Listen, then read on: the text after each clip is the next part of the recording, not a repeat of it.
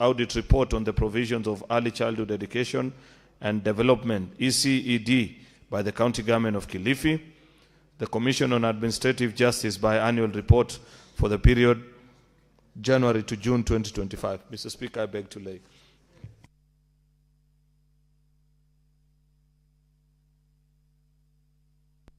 The Chairperson, Standing Committee on Roads, Transportation and Housing. Vice Chair, all our member.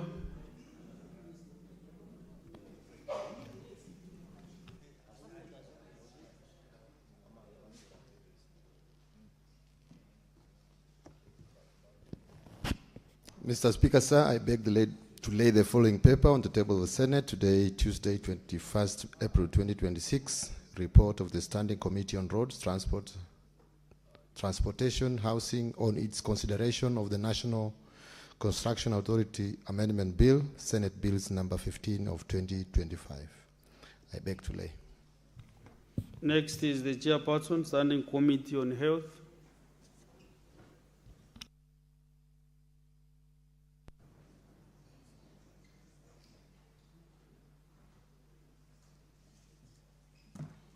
Thank you, Mr. Speaker. I beg to lay the following paper on the table of the Senate today, Tuesday, the 21st of April, 2026. Report of the Standing Committee on Health on the county oversight and network engagement in Bungoma and Kakamega counties.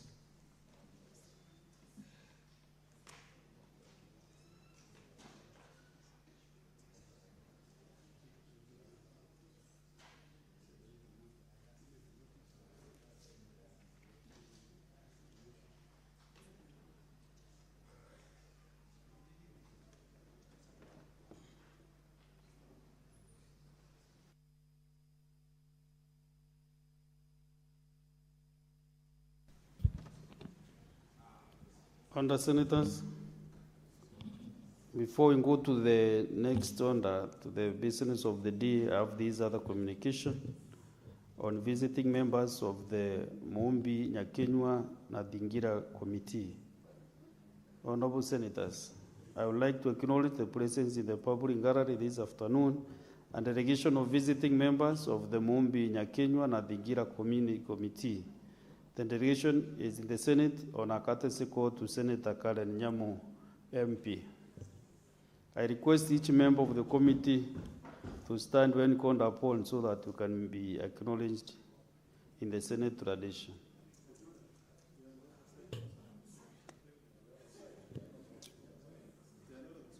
I will use my discretion of standing order number 1 to call them.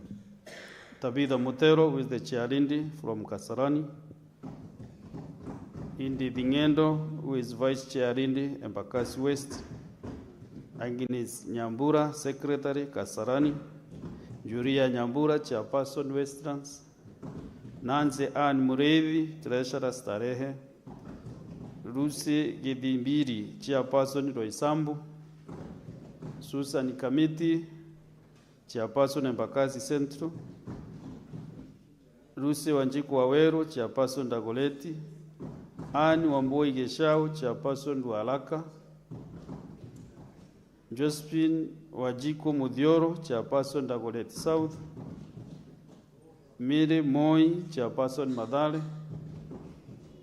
Saidi Khadija Muya, Nusri Murinda. Margaret Wamaida, Member, Dagoleti North. Anne Jerry Waweru, Member. Naomi Wamboi Delito, Member. Mary Mumbi Murua, Chairperson, Embakasi South. Lina Mumbi Geshiki, Chairperson, Langata.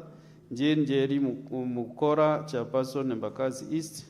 Nancy Wajira Jerry, Member. Florence Waboi Ndungu, Member. Martha Njambi, Chairperson, Kibra.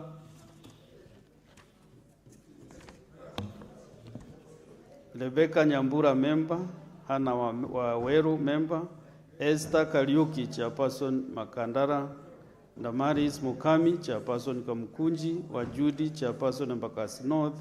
And Boniface Masharia Bo, Office Clerk. On behalf of the Senate and on my own behalf, I extend a warm welcome to you and wish you a fruitful visit. Thank you.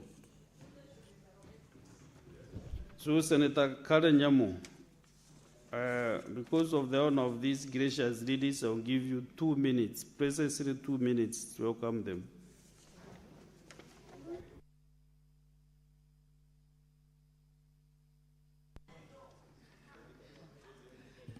Thank you very much, Mr. Speaker.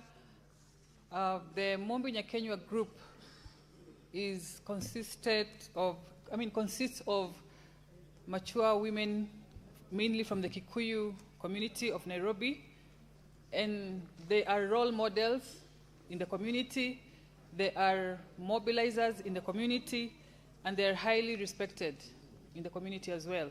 I want to take this opportunity to extend an invitation to you all as you follow closely our proceedings. I will also be reading a personal statement pertaining my coronation recently. Thank you, Mr. Speaker. As one of them, Nyakenywa. Thank you, Mr. Speaker.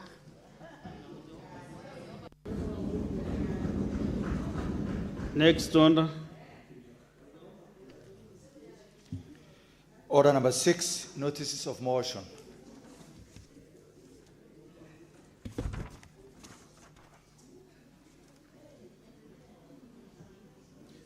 There is a report of the Standing Committee on Health on the county oversight and networking engagements in Bungoma and Kakamega counties. Chairperson, Standing Committee on Health.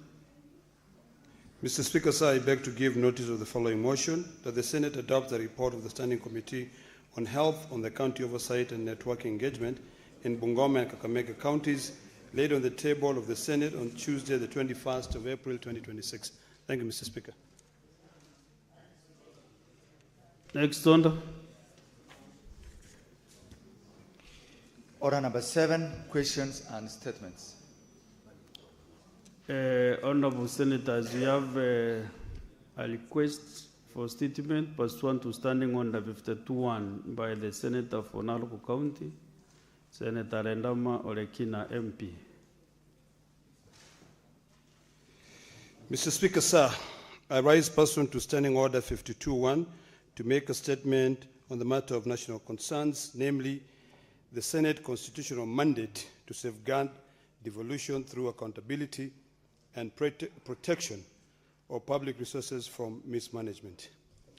Mr. Speaker, sir, leadership is a sacred trust bestowed by the people. It is not a personal enterprise for self-enrichment. Governors entrusted with substantial public resources must never confuse county budgets with personal wealth. Accountability is not optional. It is the foundation of public trust. Mr. Speaker, the Council of Governors is reminded that collective posturing cannot shield individuals from responsibilities. Each governor bears personal accountability for the management of their county resources. The law is clear.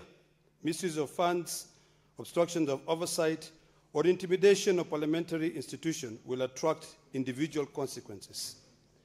Further, Section 19 of the Parliamentary Powers and Privileges Act provides penalties against any person who attempt to undermine parliamentary authority. Governors are therefore urged to act lawfully and responsibly, remembering that true leadership is measured by transparency and service. Mr. Speaker, sir, what we are witnessing today from the Council of Governors is not mere political theater. It is a deliberate attempt to erode the constitutional architecture of checks and balances that underpin devolved governance. When governors refuse to appear before the Senate, they are not defying individual senators. They are defying sovereign will of the people of Kenya, who through the Constitution granted this House oversight authority. Mr. Speaker, the insistence that accountability can only be exercised collectively through council is a distortion of both law and logic. Counties receiving allocation individually spend individually and must account individually. The Constitution did not conceive the Council of Governors as a parallel sovereignty entity. Its purpose is intergovernmental cooperations and collective impunity. Mr. Speaker, sir, honorable senators, our duty in this House is not to please the powerful, but to protect the powerless. The people of Kenya sent us here to ensure that every shilling allocated to the counties reaches its intended purpose. Hospitals, bursaries, clean water, roads, and livelihoods. This duty cannot be discharged if those entrusted with the funds parade arrogance before Parliament and refuse to answer questions about their expenditures. Mr. Speaker, sir, this is very important. Colleagues, the Division of Revenue Bill and the County Allocation of Revenue Act, CARA, are the lifeline of devolution. Yet they must also serve as levers of accountability. We cannot, in good conscience, channel billions into counties when those entrusted with the funds treat the Senate with disdain. Until governors demonstrate respect for the oversight authority of this House, approval of those instruments must be withheld. This is not opposition to devolution. It is the strongest defense of this House. True devolution cannot thrive without accountability. Mr. Speaker, sir, Article 96 of the Constitution charges this Senate with protecting the interests of county governments. Protection does not mean shielding improprieties. It means ensuring that citizens are not victims of their mismanagement, of theft or mismanagement. This House exists by constitutional design to keep leadership and leaders honest. Refusal to appear before the Senate is not a mark of strength, but an admission of weakness, fear of scrutiny, fear of transparency, and fear of the truth. Honorable Senators, ours is not a call for confrontation, but for accountability through constitutional fidelity. Oversight must not be mistaken for hostility. Allowing defiance to go unpunished sets a dangerous precedent. Devolution was not designed to bring government closer to the people. Devolution was designed to bring government closer to the people, not to create 47 fiefdoms immune to security and scrutiny. The Senate must therefore use all legal means available, including withholding allocations, to compel respect for the Constitution. To fund counties without accountability is to betray the very people we swore to protect. Mr. Speaker, sir, in conclusion, this House must send the unmistakable message that accountability is non-negotiable. The Senate powers of the past must be exercised in the service of integrity, transparency, and justice. Until governors appear before this House to account for the billions entrusted to them, we must refuse to pass the DORA and CARA. What we seek is not confrontation, but correction. No defiance, but discipline. Not politics, but principle. The Council of Governors must return to constitutionalism, humility, and service. The Senate, Mr. Speaker, must reclaim its rightful place as a guardian of public trust. And together, colleagues, we must remind all who hold public office, the people of Kenya are the ultimate sovereign and they demand accountability. I thank you, Mr. Speaker. This statement was requested on the 1st of April, 2025. Okay, thank you. Now, of course, there are no comments on statement under 52.1. Let's go to statements pursuant to Standing Order 53.1. Senator Samson Chelage.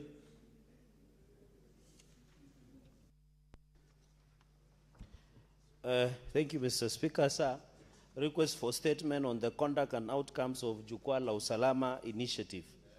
Mr. Speaker, I rise pursuant to Standing Order 53-1 to seek a statement from the Standing Committee on National Security, Defense, and Foreign Relations on a matter of national concern regarding the conduct, financing, outcomes, and overall impact of the Jukwaa la Usalama Forum and the engagements conducted across the country under the initiative.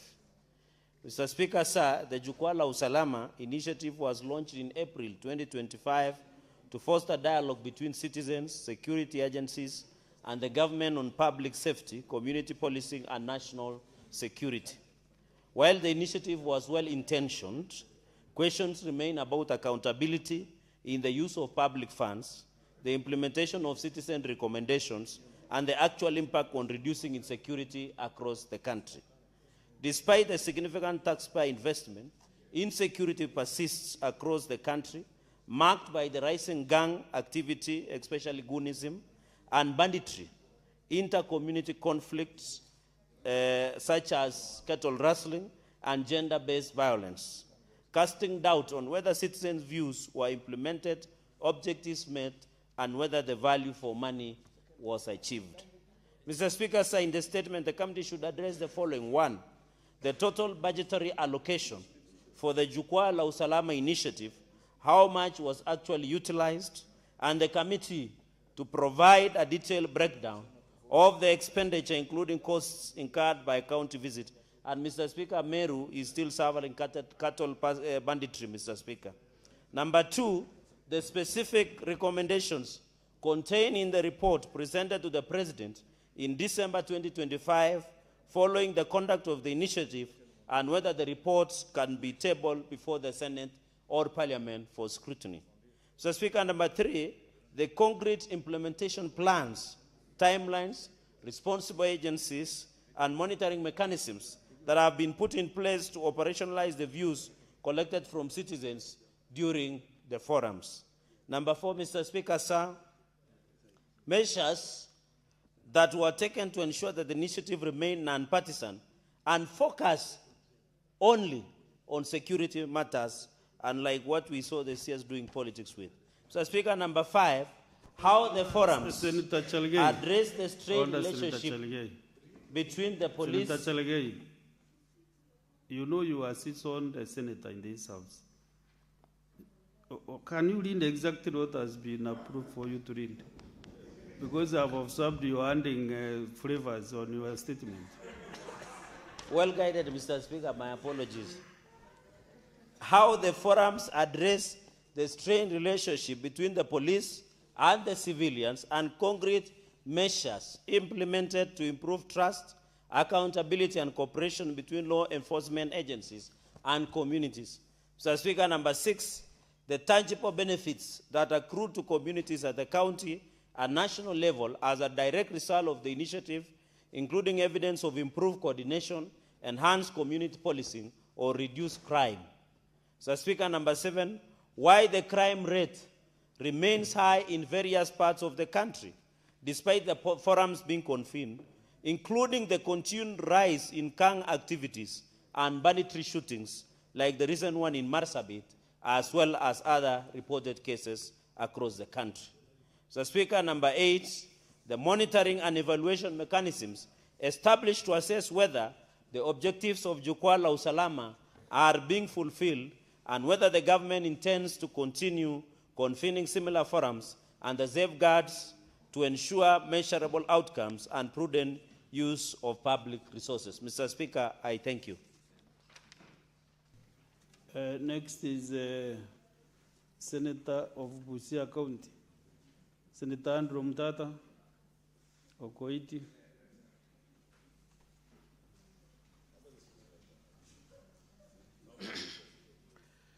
Mr. Speaker, sir, thank you for the opportunity. I rise to request for a statement on the implementation of the Voluntary Early Retirement, VER, program at the Kerio Valley Development Authority. Mr. Speaker, sir, I rise pursuant to a Standing Order 53, Clause 1, to seek a statement from the Standing Committee on Labor and Social Protection on a matter of national concern regarding the restructuring and implementation of the voluntary early retirement program at Kerio Valley Development Authority. Mr. Speaker, sir, the authority undertook staff restructuring in 2018 through a VAR scheme. The program was subjected to legal proceedings, culminating in a consent order that altered the initial retirement terms. However, numerous former employees have raised grievances regarding underpayment, delayed payment, and non-payment of their dues, despite binding agreements and court determinations. In the statement, the committee should address the following: the total number of KVDA employees who opted for voluntary early retirement program in 2018, those that have been fully paid, partially paid, and those who remain unpaid to date, as well as the total financial obligation of KVDA arising from the VER program and the amount settled so far. 2, whether KVDA has fully complied with the consent order of 2018 regarding revised VER terms of unionized employees, steps taken by KVDA to implement subsequent court judgments requiring recalculation and payment of dues to affected employees, and reasons for any non-compliance or delayed compliance with court orders and legally binding agreements. 3, the criteria used in computing retirement benefits under both the original VER offer and the revised consent terms, identification of employees affected by discrepancies in benefit calculations, and the corrective measures undertaken, and the status of payment of key components, including notice pay, severance benefits, and accrued leave, provident fund, and golden handshake. 4, whether tax waivers granted by the government of VR packages were fully applied to all eligible employees. Explanation for cases where payee or other deductions were irregularly applied, and measures in place to refund or rectify any unlawful deductions. 5, whether adequate budgetary allocations have been made by the National Treasury to settle an outstanding all outstanding VR obligations, the timelines within which all pending payments will be settled, and any financial or administrative constraints hindering full settlement of dues. 6, the identity of officers responsible for the implementation of the program and any lapses therein, whether any administrative or disciplinary action has been taken against officials responsible for underpayment or delays, and measures put in place to prevent recurrence of similar issues in future restructuring programs within state corporations. And finally, 7, how and when all affected former employees will receive their full entitlements, mechanisms established by KVDA and the ministry to address grievances and facilitate out-of-court settlements where applicable, and steps taken to ensure that employees are not unfairly locked out due to statutory limitation periods, especially where delays were occasioned by the employer. Signed, Andrew Omtata Okoiti, MP, Senator from Busia, 31st March 2026. Mr. Speaker, I've got a second statement. I seek Yes, to indulge and read it. please, proceed. Thank you, Mr. Speaker, sir. My second request for statement is on environmental governance failure and the destruction of critical ecosystems in Kenya. Mr. Speaker, sir, I rise pursuant to Standing Order 53, Clause 1, to seek a statement from the Standing Committee on Land, Environment and Natural Resources on a matter of national concern regarding the alarming deterioration of environmental governance in the country and the widespread destruction of critical ecosystems that continue to expose citizens and counties to severe environmental disasters. Mr. Speaker, sir, in recent years, Kenya has faced escalating environmental crises, including flooding, prolonged droughts, biodiversity loss, and river system degradation, primarily driven by destruction of wetlands, illegal riparian developments, unregulated sand harvesting, and encroachment into protected ecosystems. Urban centers such as Nairobi have suffered recurring floods due to blocked drainage corridors, loss of wetlands, and rapid depletion of tree cover. Despite the presence of regulatory agencies such as NEMA, KFS, and WRA, environmental degradation persists, raising concerns over weak enforcement, regulatory failure, and possible corruption in approvals and licensing. The continued destruction of vital water towers, notably the Mao Forest Complex, poses grave risks to national water security, food production, disaster preparedness, and the safety of communities across the country. In the statement, the committee should address the following. 1, the extent of illegal developments on riparian reserves, wetlands, and floodplains across the country, including the approvals issued by relevant national and county authorities. 2, the level of environmental degradation caused by unregulated sand harvesting in river systems, and the role of county governments and national regulatory agencies in licensing and monitoring such activities. 3, whether major infrastructure and development projects implemented within sensitive ecosystems complied with the environmental laws, including the requirements for environmental impact assessments. 4, the extent of destruction of urban forests, wetlands, and green spaces in major cities such as Nairobi, and measures in place to restore these ecosystems.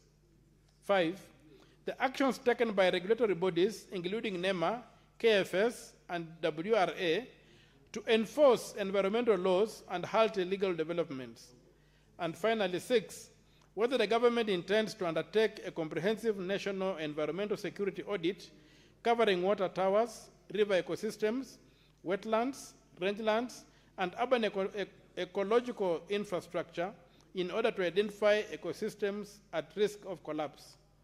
Signed, Andrew Mtato Koiti MP, Senator from Busia, dated 2nd April 2026. Thank you, Mr. Speaker, sir.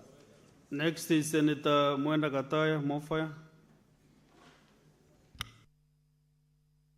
We have 2 statements. You can link them simultaneously. Thank you, Honorable Speaker. Honorable Speaker, I rise pursuant to Standing Order 53.1 to seek a statement from the Standing Committee on Education on a matter of county-wide concern regarding the operational status of the Tharaka Technical and Vocational College in Tharaka Nithi County. Mr. Speaker, sir, the Tharaka Technical and Vocational College is currently facing operational challenges due to delayed disbursement of capitation grants and other exchequer support funding. The institution is grappling with a shortage of qualified trainers and inadequately equipped workshops. These constraints, Honorable Speaker, have contributed to a negative perception of the institution, and coupled with the financial difficulties faced by learners due to delayed disbursement of scholarship and loan financed by the Higher Education Loan Board, HELOP, have led to low enrollment levels and high dropout rates. In the statement, Honorable Speaker, the committee should address the following. The steps being taken to resolve the delay by the national government to disburse capitation grants and other exchequer support funding to the Tharaka Technical and Vocational College. Number 2, Honorable Speaker, the committee should also look at the breakdown of the total revenue and expenditure of the college so far in the 2025-2026 financial year. Number 3, Honorable Speaker, the committee should make initiatives being taken to adequately equip workshops and upgrade training equipments at the college to support practical running. Number 4, Honorable Speaker, the committee should look at whether there are plans to hire additional trainers to address the existing staffing shortage and to ensure effective curriculum delivery at the college.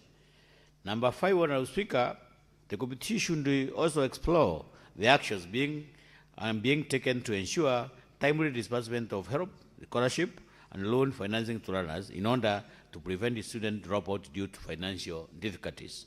This is Senator Mwenda Gataya Mofaya, CBS Member of Parliament. The Senator. Honorable Speaker, I have a second statement. Thank you, Honorable Speaker. On the second statement, Honorable Speaker, I rise pursuant to Standing Order number 531 to seek a statement for the Standing Committee on Education on a matter of county-wide concern regarding the state of mental health and psychological support services in Kenyan learning institutions. Mr. Speaker, sir, mental health and psychological support are essential to learners' academic, personal, and social development. Yet the shortage of qualified mental health professionals has left many learners vulnerable to challenges that manifest in discipline, unrest, and tragically suicide. Teachers too lack adequate training and support, limiting their ability to safeguard learners' well-being. In the statement, Honorable Speaker, the committee should address the following: whether there are plans to integrate mental health education into school curriculum to promote awareness and reduce stigma. 2, Honorable Speaker, the budgetary provisions and resources dedicated to mental health initiatives in Kenya learning institutions. Number 3, Honorable Speaker, the measures being taken to deploy licensed mental health professionals to support learners and teachers dealing with anxiety, stress relief, and depression. Number 4, Honorable Speaker, the committee should also look at the mechanisms in place to ensure effective implementation of mental health support services, including referral pathways to specialized services. The last one, Honorable Speaker, the committee should also look at the current status of the comprehensive mental health systems in Kenyan learning institutions, including proposed timelines and guidelines for implementation. Thank you, Honorable Speaker. This is Senator Mwenda Gataya, CBS Member of Parliament, Senator for the Rakanidi. Thank you. What has Senator Gataya done especially than other members who ran their statements? Next is Senator Christo Asika. Thank you, Speaker. I rise also pursuant to Standing Order 53-1 to seek a statement from the Standing Committee on Labour and Social Welfare on a matter of international concern regarding Kenya's preparedness to host the 2027 Africa Cup of Nations, AFCON Games, next year. Mr. Speaker, recent reports have raised concerns about the status, accessibility, and compliance of Kenya's proposed venues with Confederation of African Football at CAF standards, which are critical for the successful staging of this continental tournament in Kenya.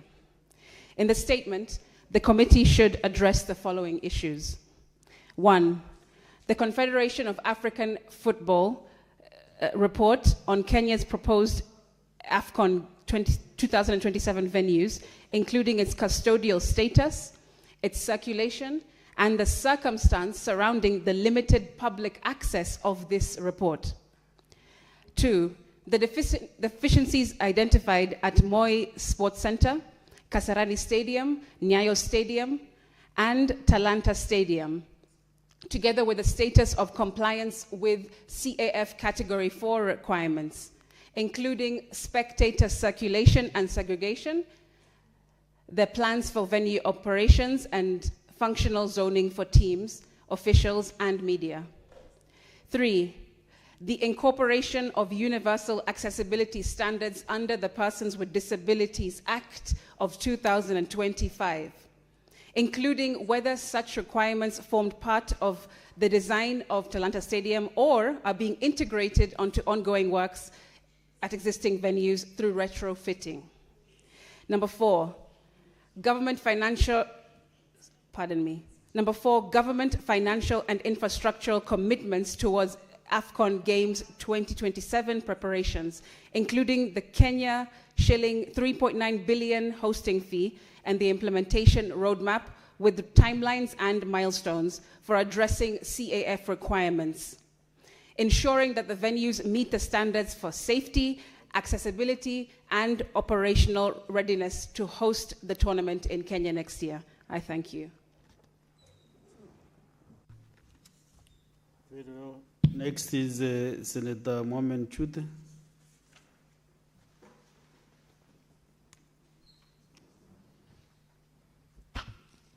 Thank you, Honorable Speaker. This is a request on a statement in regards to amphitheater in Lengalani, Marsabit County. Mr. Speaker, sir, I rise pursuant to Standing Order 53-1 to seek a statement from the Standing Committee on Labor and Social Welfare on a matter of county-wide concern regarding the construction of the amphitheater in Loyangalani, Marsabit County by Bomas of Kenya. Mr. Speaker, sir, the amphitheater is a key cultural and recreational facility intended to promote arts, culture, and tourism in Loyangalani and the surrounding region. However, the project has stalled, raising concerns about delays, financial management, and accountability. Residents and stakeholders are particularly concerned about the contractor's engagement. The total contract sum should be known, the project timelines, and the reasons for stalling of the construction works. In the statement, the committee should address the following 3 issues.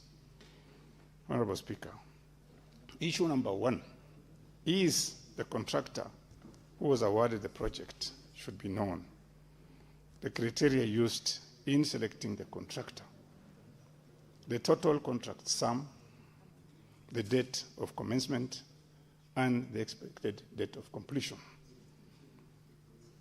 Number 2, the current status of construction and percentage of completion of the project, the amount of money paid to the contractor to date, and the reasons for stalling of this particular project.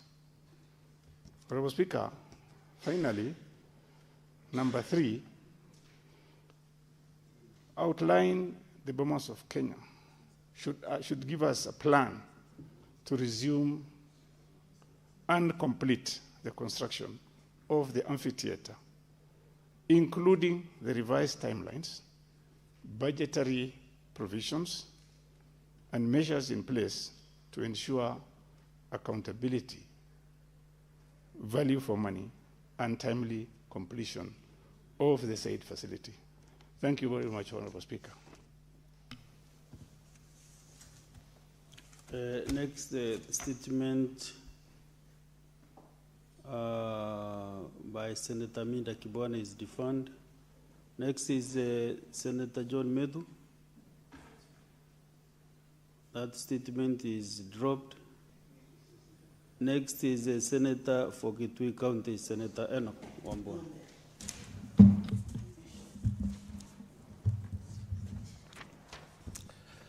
I thank you, Mr. Speaker. Mr. Speaker,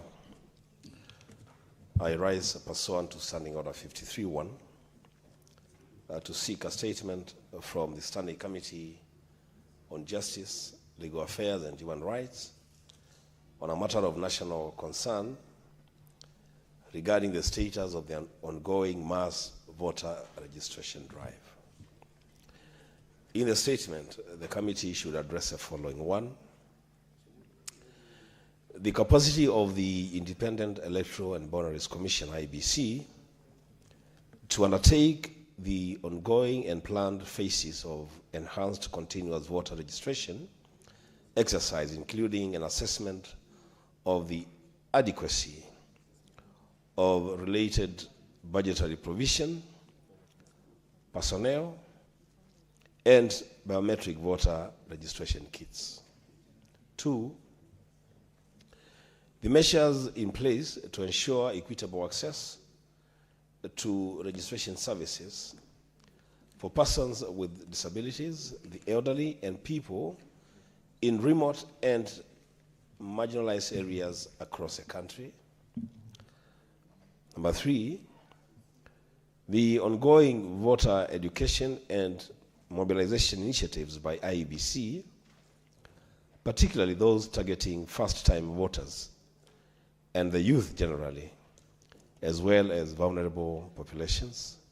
And number 4, the existing safeguards to ensure the integrity, security, and accuracy of voter registration data, including steps taken to prevent system failures or manipulation. I thank you.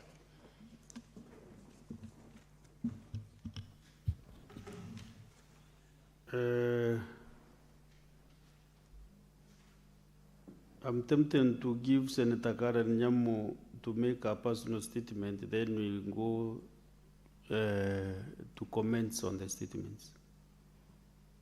Under 58. Proceed.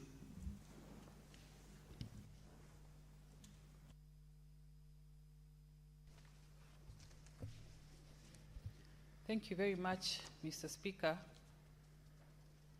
I rise pursuant to Standing Order 58 to make a statement regarding my coronation as the patron of the Mombi Nyakenywa Nathingira Committee, Nairobi chapter. The coronation, which was conducted according to the traditions of the Agikuyu community, was a great honor for me. It recognizes my role as a woman leader and a custodian of our people's values. I am not just sharing this as a personal achievement, but also to show how our traditional leadership connects with our work in this house.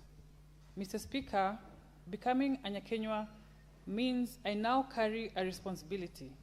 It calls me to serve with renewed honesty, wisdom, and selflessness, values that have guided our people for generations. A Nyakenywa is a respected woman in the Agikuyu community. She is chosen after careful consideration of her character, her family life, and her ability to guide others. She is a peacemaker and a source of wisdom, helping to resolve conflicts and protect the community. This role is not new. It is part of a system of leadership that existed long before this Senate, guided by fairness, unity, and care for others. Mr. Speaker, I am part of the Nairobi City County delegation, which means I represent a city that is made up of many communities, with diverse people, a vibrant city full of opportunity. But it also has many challenges, especially for women. We have very hardworking women struggling to make ends meet as they drive our economy. We also have young girls facing challenges in accessing education and healthcare. Mr. Speaker, my new role as a Nyakenywa gives me deeper responsibility to listen to these women and work closely with them at the grassroots level without looking at their tribe, religion, or even political affiliation. As a Nyakenywa, I see them all as my own people, and I will stand up for them with new dedication. Mr. Speaker, going forward, I will renew my focus on 3 key areas. Firstly, empowering women economically. I will support policies that give women access to affordable loans, support small businesses, and strengthen women groups. It is a fact that when women are financially stable, they are able to protect themselves and their families. Secondly, mentorship. I will work to connect experienced women with young girls so they can learn, grow, and achieve their dreams. Our girls must know they can succeed in all areas of life. Thirdly, promoting justice and good values. I will speak out against corruption, gender-based violence, and anything that harms our society. I will support laws that protect families, the elderly, and children.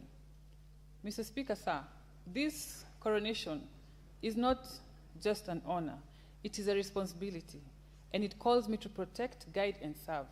I promise this House, the people of Kenya and Nairobi, I will carry this role with courage, wisdom, and dedication.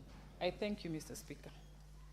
Well, now let's take the next maybe 15 minutes on comments on statements. So any senator likely to get the 2 minutes, to should use 2 minutes, strictly 2 minutes.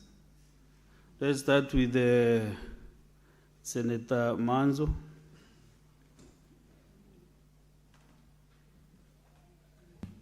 Thank you, Mr. Speaker. Mr. Speaker, I would like to comment on Senator Cheregai's statement on the Jukwaa la Usalama across the country. Mr. Speaker, I monitored what was happening with the Jukwaa la Usalama, and you remember when we were in the National Assembly, when we made the budget, we used to have committee of supply, whereby every single item the government was going to spend on was already in the budget, Mr. Speaker. What I noticed when Jukwaa la Usalama went around, and especially for Makueni, where I attended to just make sure that I know what is happening, is that it never really addressed the security issues in Makueni.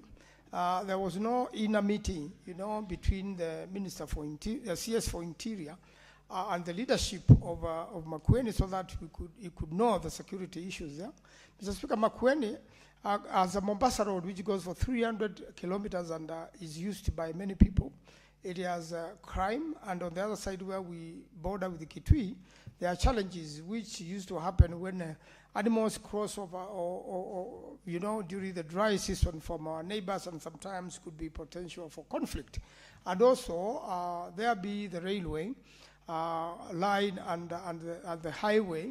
Mr. Speaker, that has its own challenges of security, and especially if Kenyans could be alert on possible terrorism, Mr. Speaker. Therefore, I found that it was a political meeting. It didn't conclude on anything.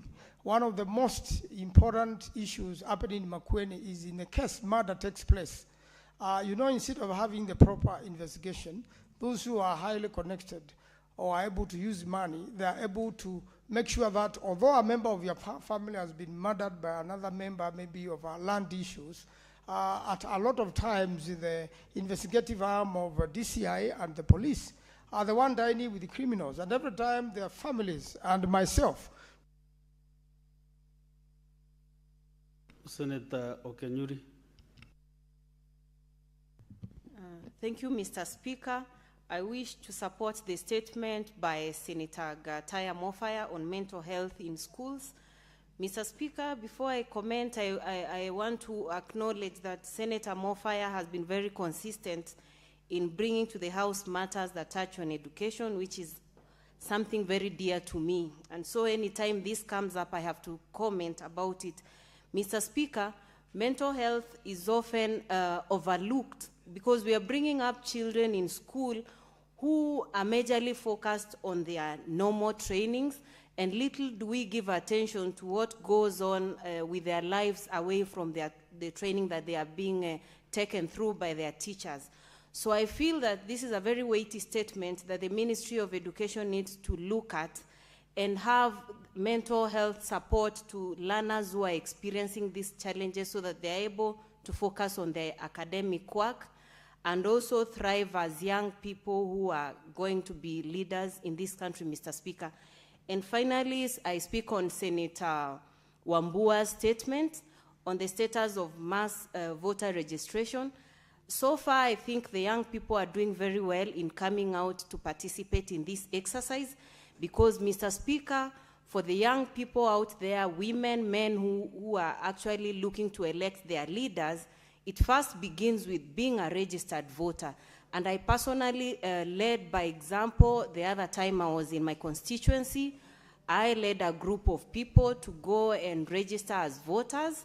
And I can tell you, Mr. Speaker, we are having so many people who want to participate in this civic process.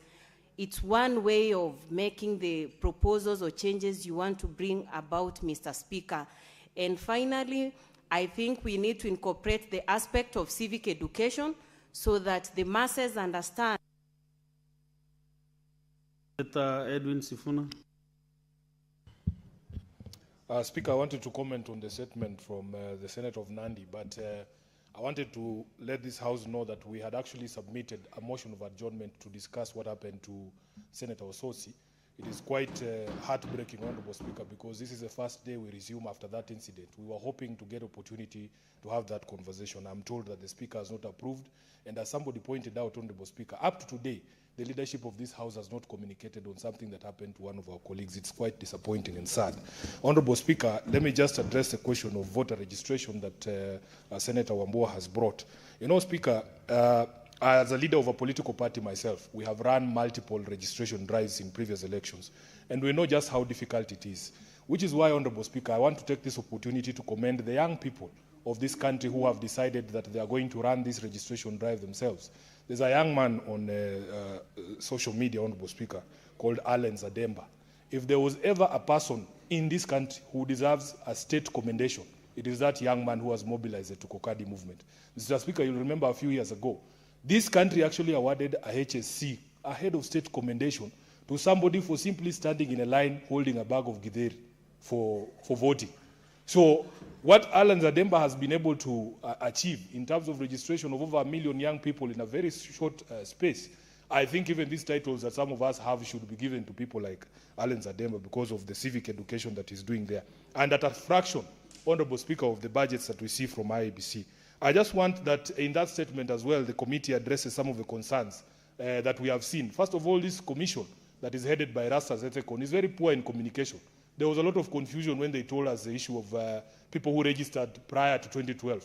We need them to communicate with clarity, Honorable Speaker, and address some of the concerns that we have heard from the ground, including, Honorable Speaker, allegations of registration of foreigners, especially in the border. Very well.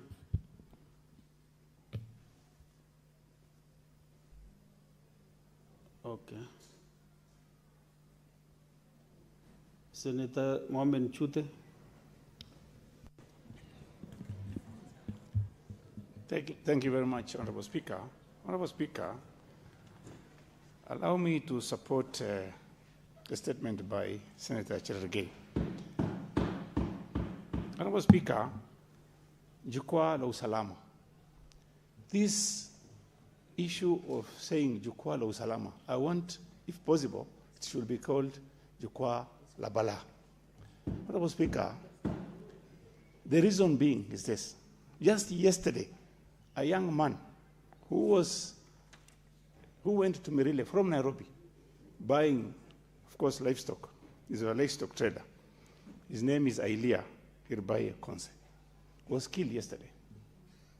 As you are aware, Honorable Speaker, we have issues between Isiolo, Samburu, Meru, Marsabit, and Laikipia County.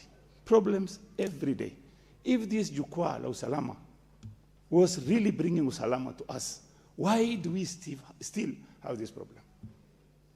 I think the committee, Security Committee, should move very, very fast to ask the CS to come before that committee and explain to us what Usalama means. Honorable Speaker, if you look at abductions, in Marsabit County, so many people were abducted, young, energetic people. Just recently, they killed a young man. They abducted him from Oda, which is about, I think, about 15 kilometers from Moyale town. And he was found dead about another 100 kilometers away. Is this really Jukwaa la Usalama? Honorable Speaker, as you are aware, today we have another problem. Wajir County has invaded Marsabit County. They've started a project in Marsabit County.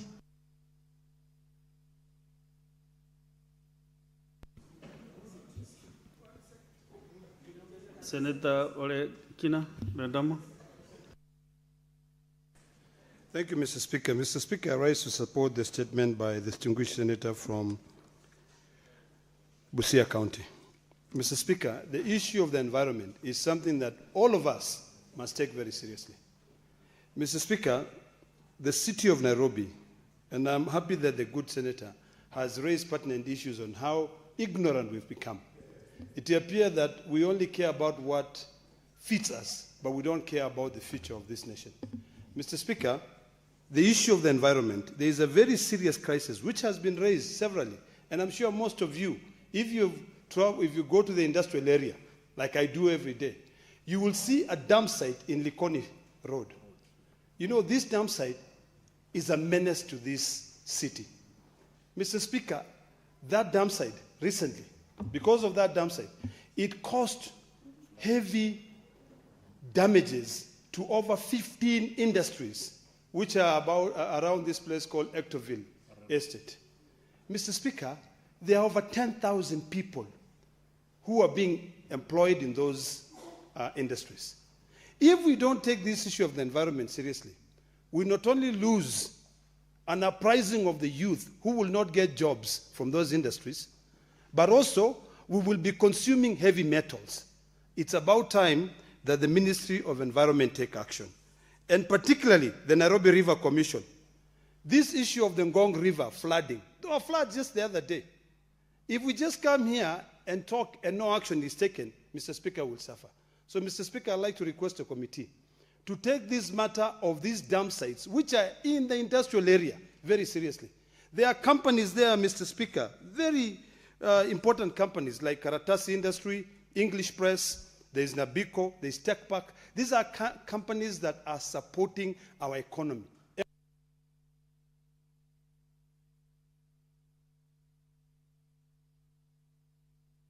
Senator Dr. Mboni Karware. Thank you, Mr. Speaker. Mr. Speaker, the statement on AFCON by Senator Sige is very important. However, I notice that she's more keen on infrastructure. To succeed at AFCON, the infrastructure will help us in hosting and for the entire tournament. It should also concern the committee that we be told the investment into the national team Harambee Stars, Mr. Speaker. We'd like to know how much money has been invested into the team, how the team is going to be accommodated. Mr. Speaker, if there are any incentives, let the committee be told so that we don't leave it at the whim of politicians to start saying the top scorer, every time you win, I'll give you this many millions. We don't want that kind of arrangement. We want a proper budget. If there is an incentive, it be clear to players that if I score, I'll get this much. And if we win as a team, we will get this as an incentive, Mr. Speaker.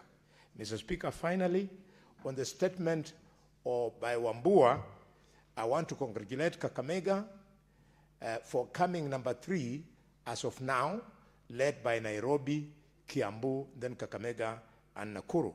Mr. Speaker, to large counties like Kakamega and Kiambu, we would like the government to make it possible, because the distances from voters' homes to polling station is vast, to make it possible so that we have mobile registration running to the nearest shop.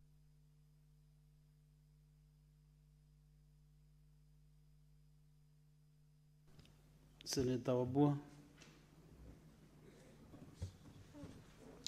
Thank you, Mr. Speaker. Mr. Speaker, I rise to make a comment on the statement brought by the Senator for Busia, Senator Omtata, on the matter of dump sites, Mr. Speaker, in the city of Nairobi. Mr. Speaker, unlike Senator Olekina, who says he goes to industrial area every day, I may not be going there every day, Mr. Speaker, but one thing is for sure, that the level at which we are degrading our environment, especially in the city county of Nairobi, Mr. Speaker, it's actually a national crisis.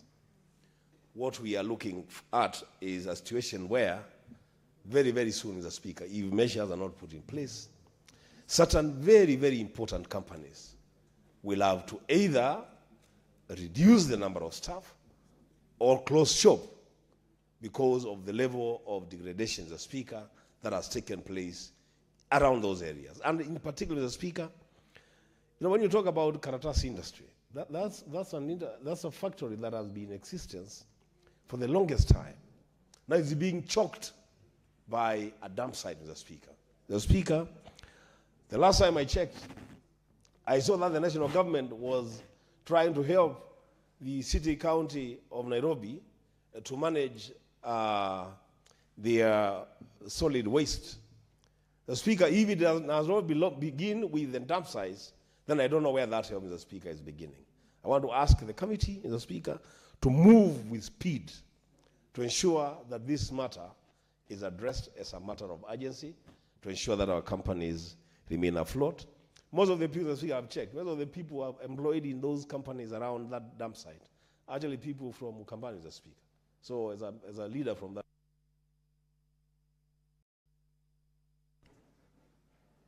Honorable Senators, I've realized 2 minutes is too short a time.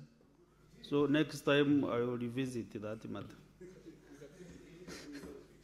Next is Senator Kisang.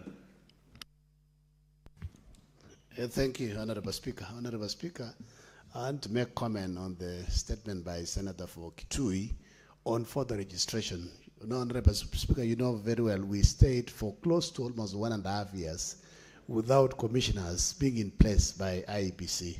So it means there is a serious backlog of further registration, and I hope after these 30 days of mass further registration, the IEBC should seek for additional resources so that they can do another mass further registration, maybe between September, October there, or July, August, September, Honorable Speaker, so that our youth and those who have not registered as voters may get an opportunity to register so that they can exercise their democratic right next year, Honorable Speaker.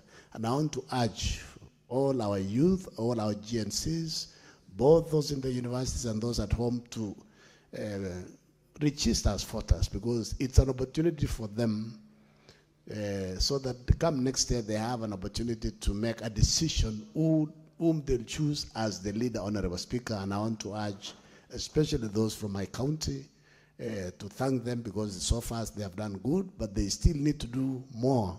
And generally, Honorable Speaker, Kenyans like the last minute. We have the last 7 days now before 28. I hope they'll use this opportunity to go to the polling centers, go to the registration centers to register as voters. I want to urge them, and across the country, and even those in the university, they don't have, and colleges, they don't have to go to the polling stations. IBC has already configured the registration kits. You can register from anywhere and choose the polling station that you want to undertake a voter next year to vote next year, Honorable Speaker. So they should not fear that you don't have to travel all the way to your polling station. You can. Senator Sige. Thank you very much, Speaker. I am unfortunately going to complain again about these multi-Congress units, which even though we spent as a Senate several million of shillings to revamp them in the chambers, they continue to be inaccessible, Speaker, especially to those of us with sensory disabilities. And that's unfortunate, Chair. I've been waiting for an opportunity, but I hope that this will be addressed.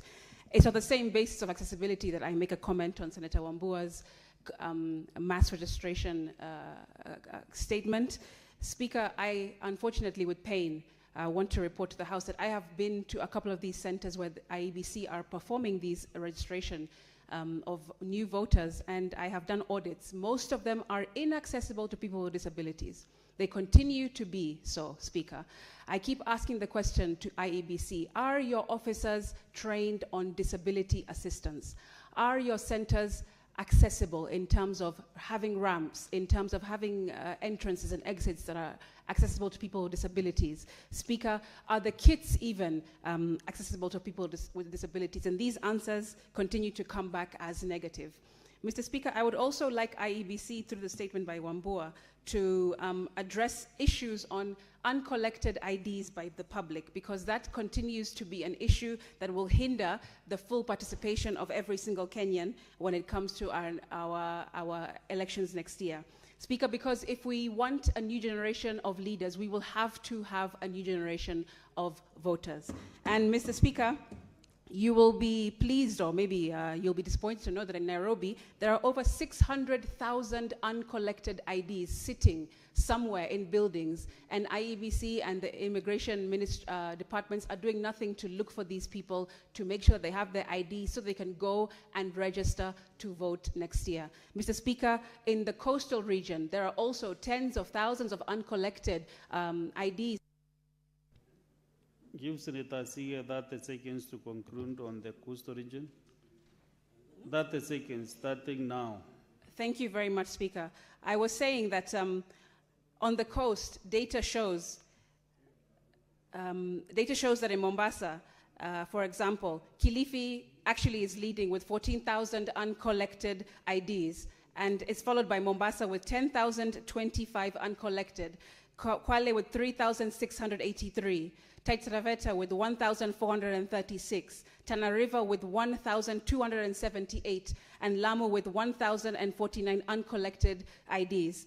And in the West, Speaker, Kakamega, that is, Vihiga, Bungoma, and also Busia, has 7,965, 2,388, 7,145, and 4,008 uncollected IDs, respectively, in the Western region. And it continues, Speaker. So when we discuss voter registration, and if we want to do it at mass, we also need to understand and address the issue of uncollected national.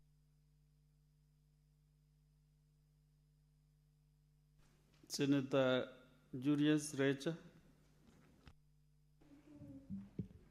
Thank you very much, Mr. Speaker, for giving me the opportunity to make my comments on the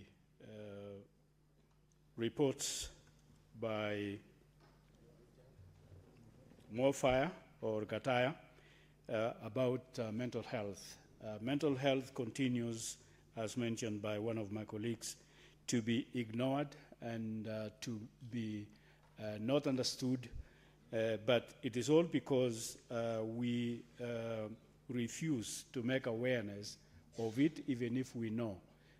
This needs to be sensitized in schools and also in communities, and that calls for provision on budgetary so that there is effectiveness of the sensitization and so on. And then a system should be mechanized such that it is a system that is workable. And then secondly, I would like to make a few comments on the report given by Ekoiti of Busia County on the environment or destruction of environment. It is sad that some of the erosions and destruction of environment is made by people that are just doing it purposely. They encroach rivers, they encroach forests, they encroach public places, and so on, and therefore this becomes a destruction to ecosystem. Honorable Senators, I think we have done our 15 minutes, actually now 25 minutes. So I want to give the minority leader your 2 minutes, and then we conclude on comments, on statements. You said you would... Sorry? You said you would increase... But no, even you are wasting those minutes we are trying to save. Why don't you go straight to your comment? Asante mstahiki, Speaker. Mstahiki Speaker, kwanza nataka kuunga mkono ile statement ambayo imepeanwa na Morfire, Senator Morfire. Na Speaker, ni kwamba hivi mawiki yaliyokwisha ya juzi kumekuwa na mvua nyingi sana katika nchi yetu. Hususan tukizungumzia habari ya mahali kama hapa Nairobi tunapofanya kazi, ni kwamba Nairobi ilikuwa na mvua nyingi na tuliona dalili nyingi sana za uharibifu wa mali za watu. Mimi nataka kugusia tu kama hii Teto Truck Industries ni kampuni ambayo iko na mali nyingi sana na ilikuwa mojawapo ambayo iliathirika zaidi kwa sababu ya haya maji. Tumeona magari yakichukuliwa, tumeona properties zao pia zikiweza kuharibika na haya maji ambayo yalikuwa yanatembea kiholela holela kila mahali. Mr. Speaker, hii imesababishwa na ile dump site ama pale mahali panatupwa takataka. Na hizi takataka hizi zikiwa zinatupwa huko pande za industrial area, maeneo kama ya Likoni Road na vile vile pia Ngong River. Hii ni mikondo ya mito ambayo yote imetupiwa takataka mpaka kumekuwa na uzito wa yale maji kuweza kutoa hizi takataka. Na hii yote uharibifu wote huu umeletwa na uzembe wa kazi wa mtu ambaye anaangalia mazingira hayo katika Nairobi River Commission. Huyu mtu anafanya kazi ndani ya Nairobi River Commission. Hakuna kazi yoyote anayofanya pale ndani isipokuwa kukaa tu namna hii bila kazi haiendelei.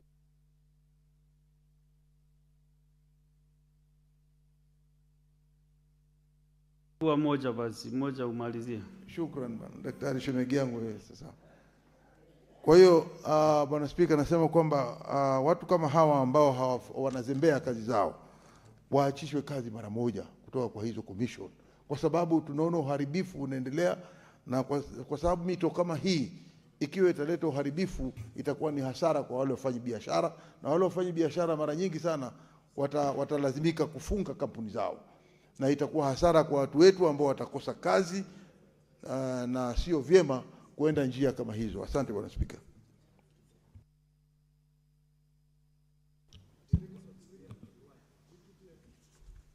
Honorable Senators, now I want to defer order number 8. Then you go to order number 9, Clerk. Order number 9, motion, report of the proceedings of the Artificial Intelligence Conference on the role of parliaments in shaping the future of responsible AI, held from 28th to 30th November 2025 in Kuala Lumpur, Malaysia. Resumption of debate. Mover to reply. The Enoch Kombo.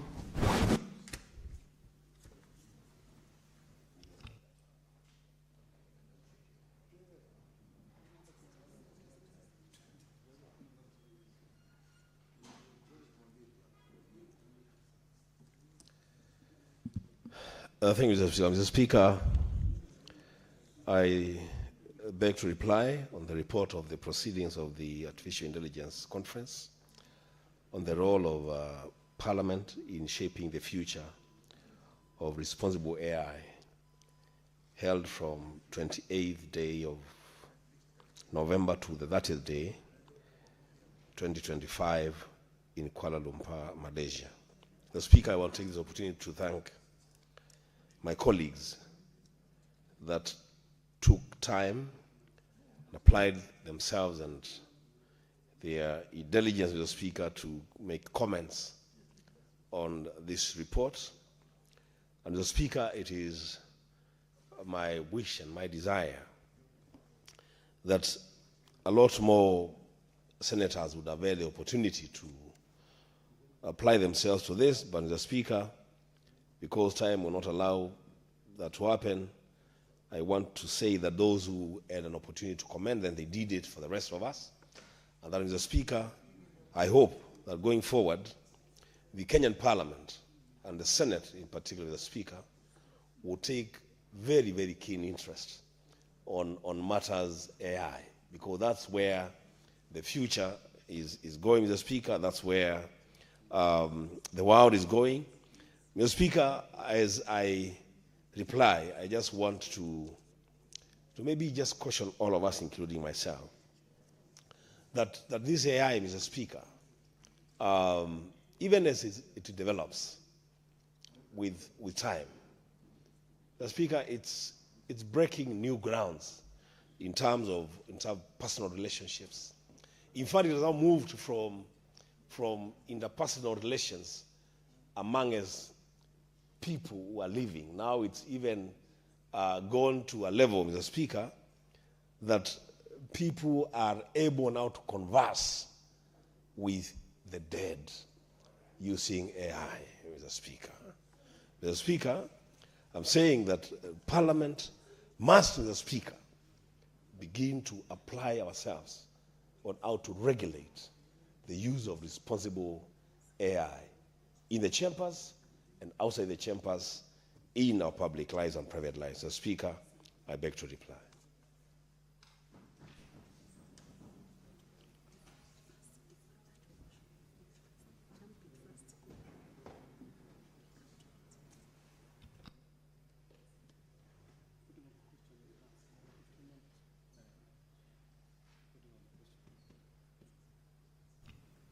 Clerk, asserting whether you have quorum to put the question.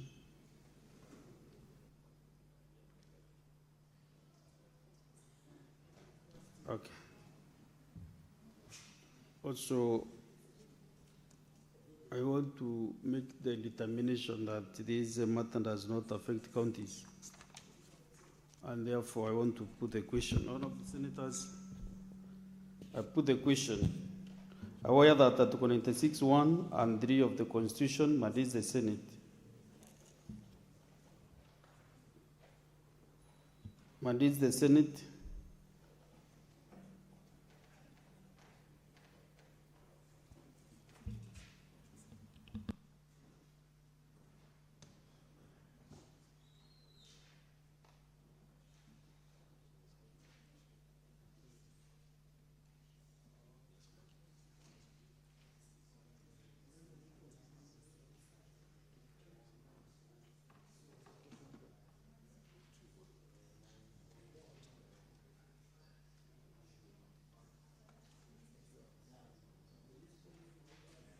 Sorry,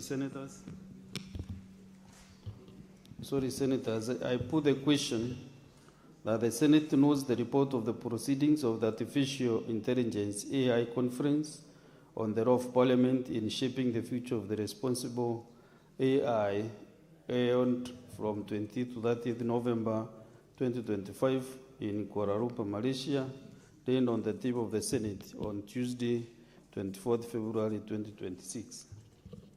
Will as many as of that opinion say aye? Aye.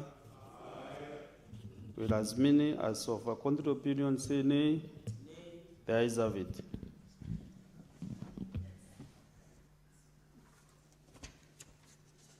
After that business, Honorable Senators,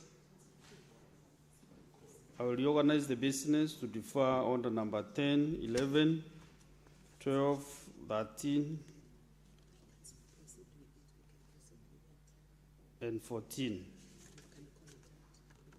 And then also reorganize the sequence from 15, 16, 17, 18, 19. We go to all the way to under number 24. Motion by Senator Veronica Maina. Order number 24, motion, mainstreaming gender perspectives in legislative and policy processes. Resumption of debate. Senator Veronica.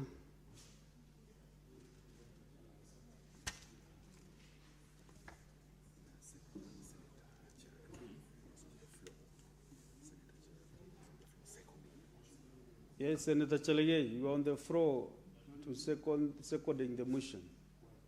How many minutes do you have? Proceed and conclude. Mr. Speaker, thank you very much. I was continuing to second the motion on the mainstreaming gender perspective in legislative and policy processes. Mr. Speaker, you remember in the last session, for some of us who have been lucky to be around for some time,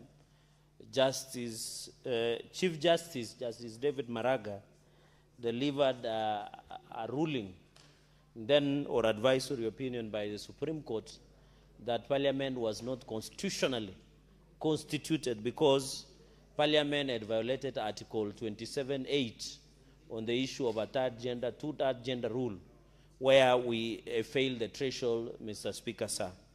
And that brings a lot of quagmire, legal quagmire, that affected, Mr. Speaker, the role of women. And I want to congratulate Senator Veronica Maina, the distinguished senator, nominated senator, of course, and the SG Emeritus of the United Democratic Alliance ruling party for thinking critically. And that is why the role of women in this country and marginalized groups cannot be gainsaid, Mr. Speaker. And I saw the distinguished senator of Nyamira wishing his mother, I think, a happy birthday. And she is growing graciously. And the strength of men is in women. Mr. Speaker, there is a song sung by Shaggy that says, "Strength of a Woman." And then there came a Nigerian singer, I'm forgetting the name, that says, "What a man can do, a woman can do it better and proper." Mr. Speaker, and even they said, beside, I don't want to say behind, beside every successful man, there must be a gracious lady. Mr. Speaker, the role of women in our society, most of the families, and I'm saying this because, Mr. Speaker, over the weekend, I joined women from AIC, Lelmokwa DCC, Mr. Speaker, and AIC Kamnyamisa DCC for their training, and I was telling women that they have a unique role in this country. Their role goes beyond the kitchen. Their role goes beyond the housekeeping. Their role goes beyond giving birth, Mr. Speaker. Their role is so unique that women from Beijing in 1995 have a role to sit in the governance and decision-making, Mr. Speaker. I must appreciate, Mr. Speaker, that women continue to play a critical role in leadership and governance. And I'm the biggest champion, Mr. Speaker. It has to go on record that last session, when I was the chair, and I wish my successor of Justice, Legal Affairs, and Human Rights would give you space, because, Mr. Speaker, he failed. Following up on the legacy, I left because when I was the chair of JLAC, I left a legacy report that the implementation of two-third gender rule must be implemented by Justice, Legal Affairs, and Human Rights. But I know Senator Sigei, as a good man, is a great champion of women's rights. I know he will ensure it is being pushed through and complied, Mr. Speaker. So women, wherever you are, we are proud. And just to present, I want to challenge women, Mr. Speaker. There is this issue of ongoing registration of voters. I want to encourage women wherever they are, go and register as a voter. And we challenge, Mr. Speaker, we challenge all the women, wherever you are, register as a voter and vote, Mr. Speaker, so that you can be part of decision. I want to discourage women, Mr. Speaker, from waiting for tokenism, Mr. Speaker, in leadership, Mr. Speaker. The only way women can stop that is getting registered, vote, and run for these offices, Mr. Speaker. That is when you will be part and parcel of, like what is happening in Rwanda, Mr. Speaker. Women there are doing very well, Mr. Speaker, because we hear some horrendous, Mr. Speaker. Mr. Speaker, we hear some funny stories, Mr. Speaker, scary stories, that some political party honjos take advantage of our women and girls before giving them nominations, Mr. Speaker. We want to challenge, and I know it's not all parties, but a few, Mr. Speaker, who are errant, that are taking advantage, Mr. Speaker. The only way we can stop that is for women to go and register as voters in Meru, in Nandi, and across the country, run for those political offices, Mr. Speaker, become elected, and they can participate in the decision, Mr. Speaker. And that is why I'm happy. I saw, Mr. Speaker, in this Nico Kadi campaign, although it has been hijacked by some political tribalists, Mr. Speaker, who are trying to use it, this Nico Kadi campaign is very good, because I've seen equally men and women are the one pushing Nico Kadi. I wish they would have remained neutral, Mr. Speaker, without being hijacked by political party who are trying to look for political, they are doing what you call political ambulance chasing, Mr. Speaker. Mr. Speaker, let me give the House the 2022 general election. Out of Mr. Speaker, in National Assembly, 80 women out of 345 members were elected, including 47, Mr. Speaker. This only translates to 223%. So National Assembly is unconstitutionally constituted because it does not meet the threshold of Article 27A, Mr. Speaker, 27.8, Mr. Speaker. Another 27.3 and 4, Mr. Speaker, that says women and men have the right to equal treatment, including the right to equal opportunities, political, economic, and cultural and social spheres, Mr. Speaker. Mr. Speaker, for us who are Christians, it has to be noted that the greatest supporters of Jesus Christ were women. Even the people who visited first the tomb, Mr. Speaker, were women. Where were the men? They were still sleeping, Mr. Speaker. Mr. Speaker, or they were doing morning glory. Mr. Speaker, the point I'm trying to say is that the greatest supporters of the greatest supporters of Jesus Christ's gospel, who are acknowledged even if you read the Bible, Mr. Speaker, were women. They played a crowd role, Mr. Speaker.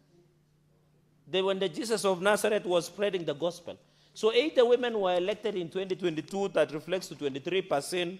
This is against, Mr. Speaker, for members to understand, 49.12% of the registered voters in 2022, out of 22.1 million registered voters in Kenya, 49.12% were women. Despite that the population of women in this country, Mr. Speaker, is 50.6%. So there is still a challenge that women need to register.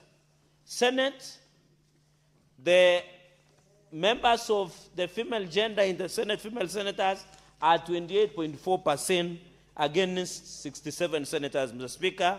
MCS, we are doing very bad. MCS plus nominated and elected is 33.5%, Mr. Speaker. Only 6.2% of women elected MCS are directly elected, Mr. Speaker.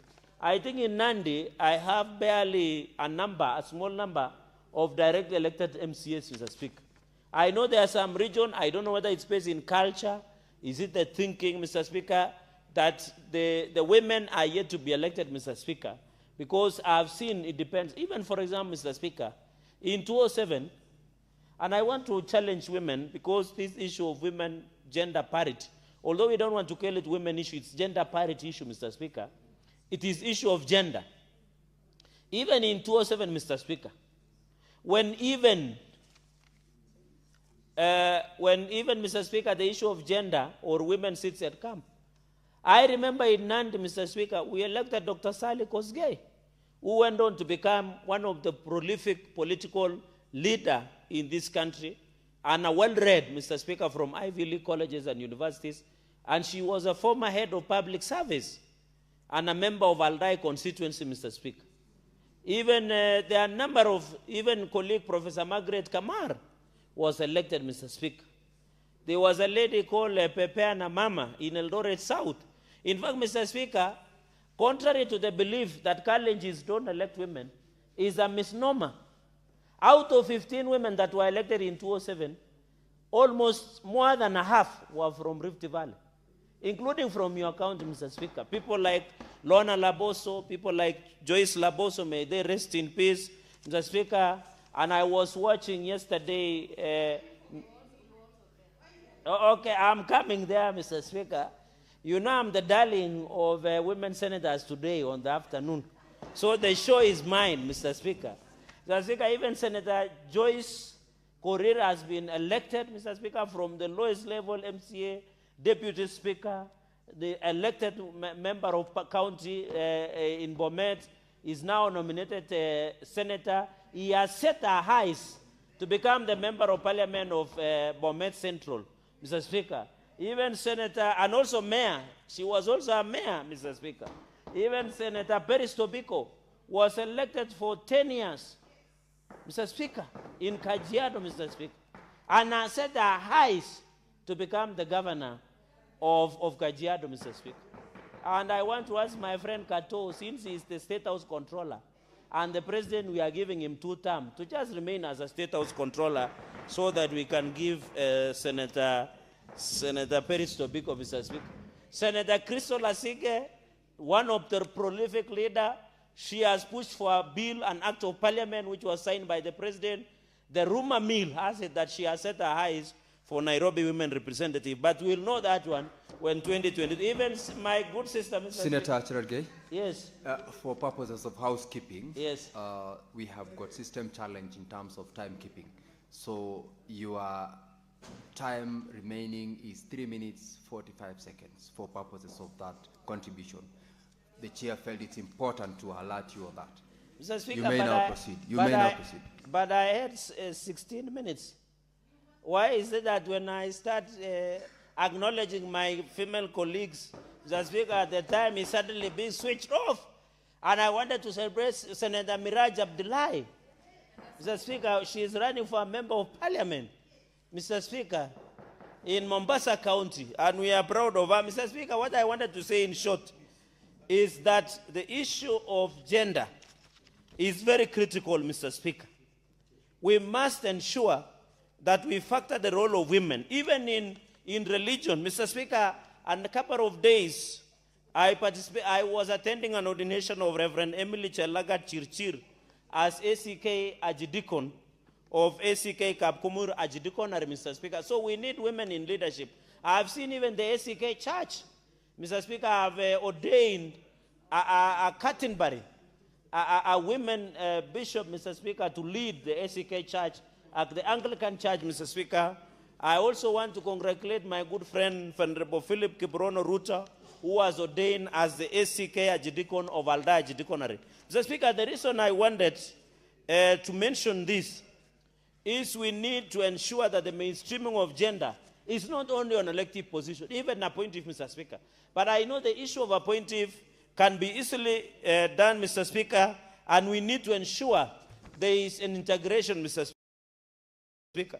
And even people who are running for presidents, I want to challenge Senator Okiya Omtata, who has shown interest to run for president. He must tell us what he will do for women. I know what President William Ruto will do for women. I know he has done a lot in cabinet. He has made very good campaign. For the first time, we have an Attorney General, a classmate, I don't know whether it's classmate of Senator Okongo Mugeni, Douglas Odwar, who is the Attorney General, Mr. Speaker. President William Ruto has done very well in SHA, Mr. Speaker. Linda Jamii, where Linda women are integrated, Mr. Speaker. Senator Cherargei, Senator Omogeni would like to inform you. But freeze my time. I have 1 minute 24 seconds. 1 minute 24 seconds. Senator, Senior Counsel, proceed to inform. Yes, Mr. Speaker, sir, I wanted to correct Senator Cherargei, or rather to inform him that Madam Dorcas Odur is a fairly senior member of the Law Society of Kenya. She joined the bar many years ahead of me. And when you mention her name, you should also tell Kenyans that she was a distinguished prosecutor on behalf of the DPP for many years, before she was elevated to the position of Attorney General, one of the pace setters in the legal profession. But she was not my classmate because she's far, far senior than me. Thank you.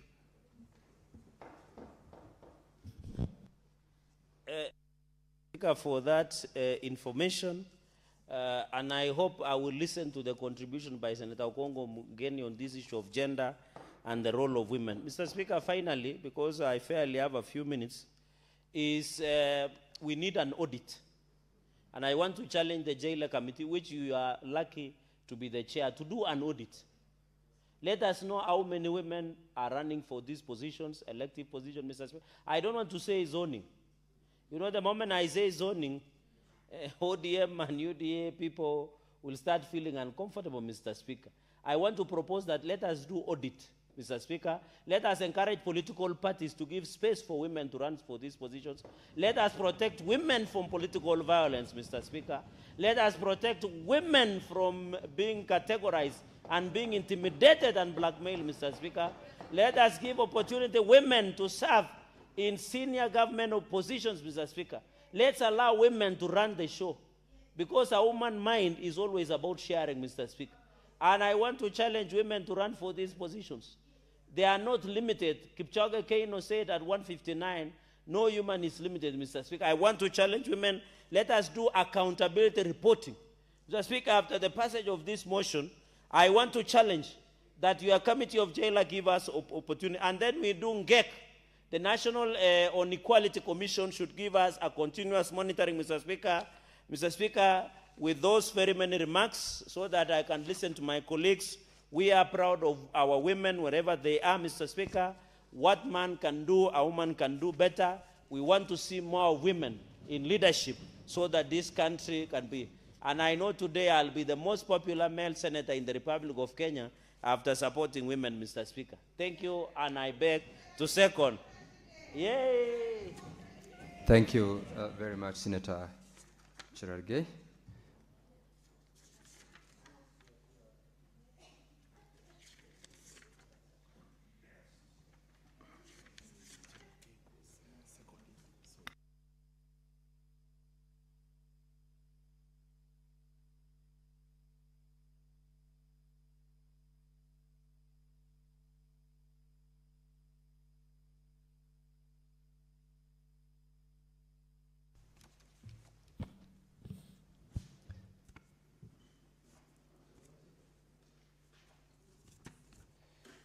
Now, Honorable Senators, having heard Senator Cherargei second the motion, I propose the question that, aware that Article 27 of the Constitution of Kenya guarantees the right to equality and freedom from discrimination, with Article 27, Sub-Article 3, providing that women and men have the right to equal treatment, including the right to equal opportunities in political, economic, cultural, and social spheres. Further, aware that Article 27, Sub-Article 8 obligates the state to take legislative and other measures to redress any disadvantage suffered by individuals or groups as a result of past discrimination, and to ensure that not more than 2/3 of members of elective or appointive bodies shall be of the same gender. Cognizant that mainstreaming gender perspectives in all aspects of governance is essential to achieving inclusive development and safeguarding the rights and welfare of all citizens, particularly women, girls, and other marginalized groups. Concerned that the integration of gender considerations remain inconsistent across the two levels of government, and that legislative processes have often resulted to policies that do not adequately address gender-specific needs and realities. Now, therefore, the Senate, 1, urges Parliament, county assemblies, and their respective legislative committees to incorporate a gender analysis in the scrutiny of legislation, policies, programs, and budgets before them, including through the use of gender impact assessments and consultation with gender-focused stakeholders to ensure gender-responsive governance.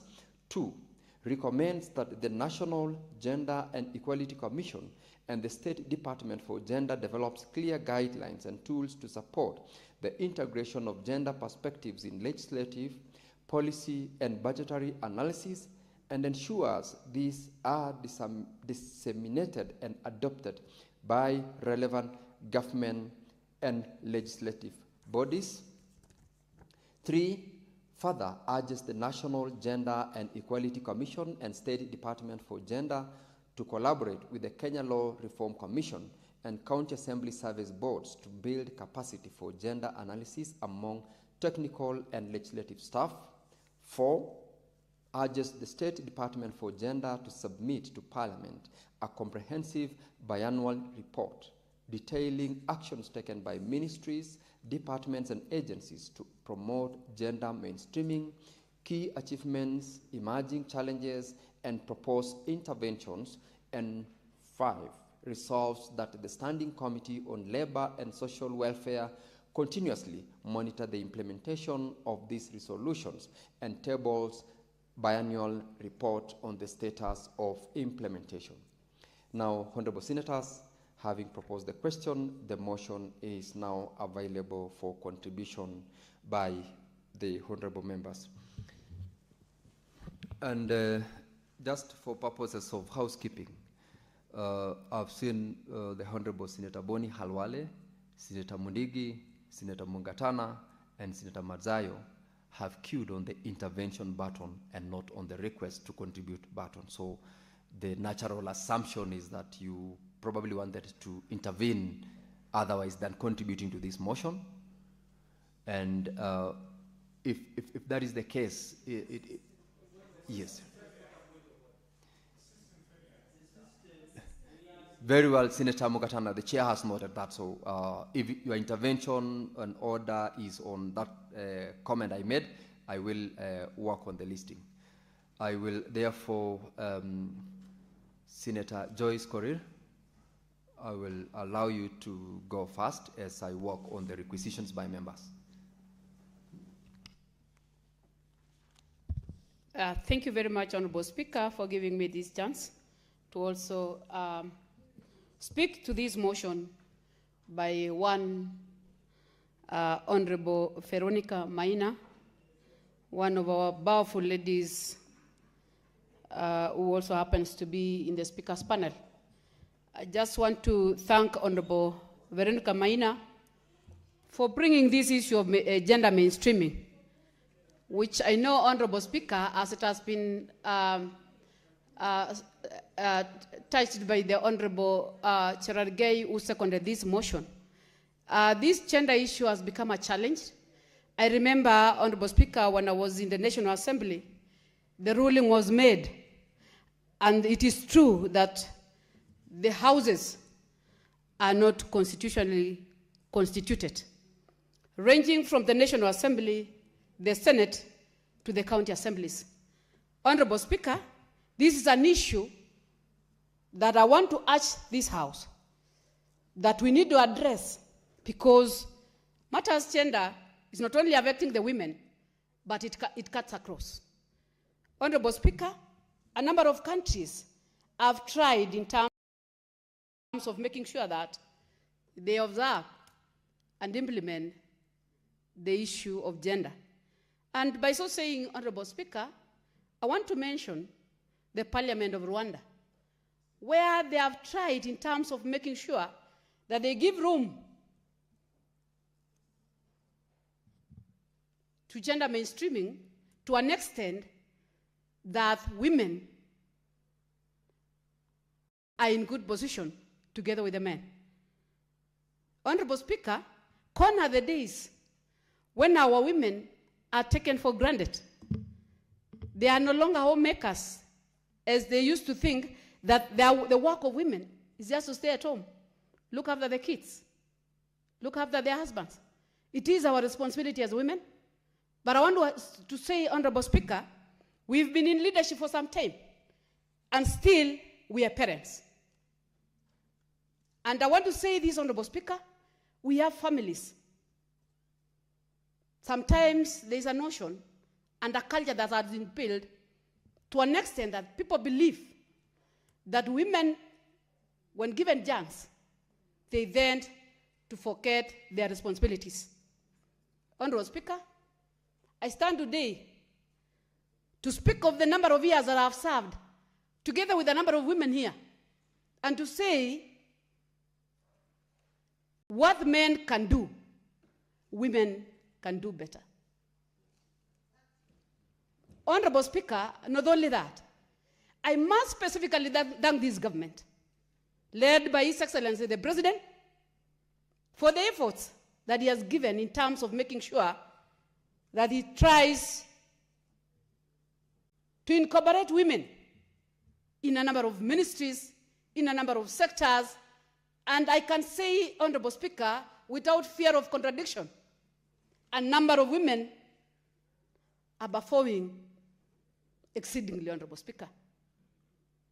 Look at the defense, led by one CS Honorable Soiban. This is a docket that none of us could believe it can be led by the women. But I want to say, Honorable Speaker, as we speak today, we've seen a number of issues that have, a number of policies that have been done in that same ministry, a number of changes that has been done, a number of progress that the same ministry is getting, Honorable Speaker. Not only that, Honorable Speaker, when you go to a number of schools across this country, you will not mention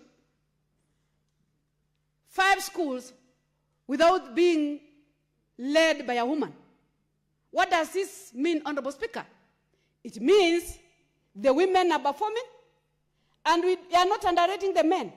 What we are only saying is that we are also up to the task as women. Let the women be given the chance. Can we stop violence? Some of us, we cannot fight even the young boys, but we can walk the talk. Honorable Speaker, I want to say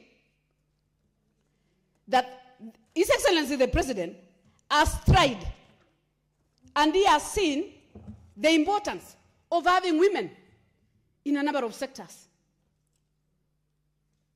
Not only that, even with this institution, Bunge, I remember the other day we are addressing a number of counties in the Committee of Cohesion, and we were checking on this issue of gender. And you find a number of counties are still failing. You find the issue of people living with disability.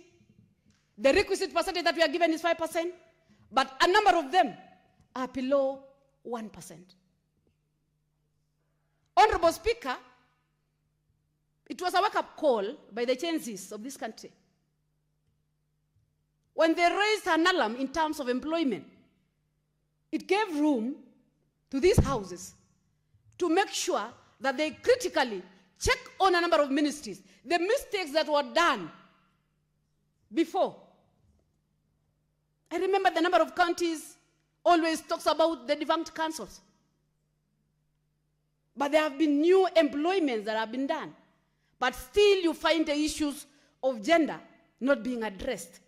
Not only in terms of employment, but also in terms of procurement issues, which I want to believe, Honorable Speaker, as we speak about and as we educate our women, as leaders of this House, we will make sure that as we raise these issues, at the end of the day, we will be able to see the change.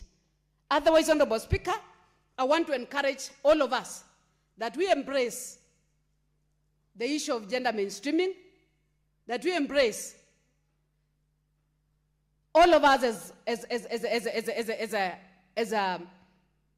a nation, meaning the women, the youth, people living with disability, and even our men.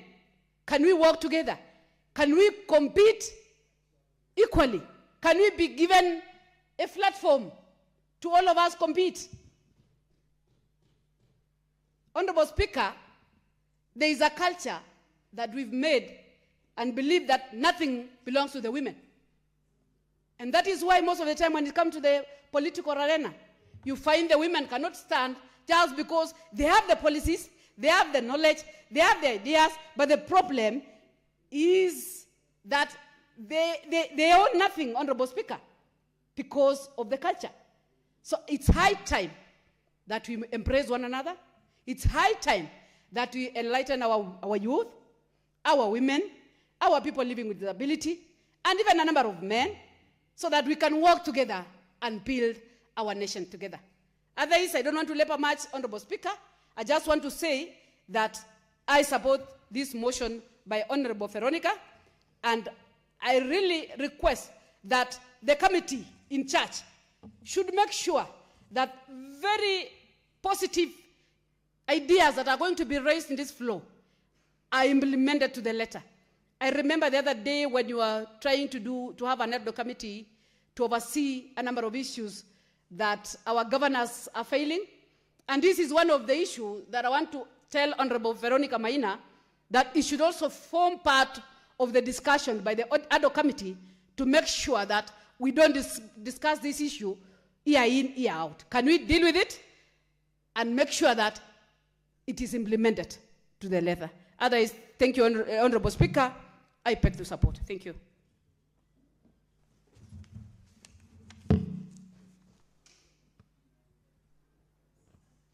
Senator Boni Halwale.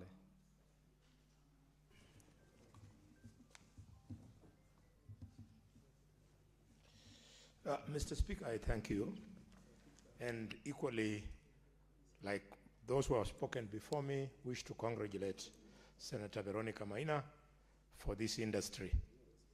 Mr. Speaker, during a motion like this, it pays to listen to people who have the experience of living with a wife or wives who have the experience of growing a child or children, but more importantly, who have had an opportunity to grow children of both sexes.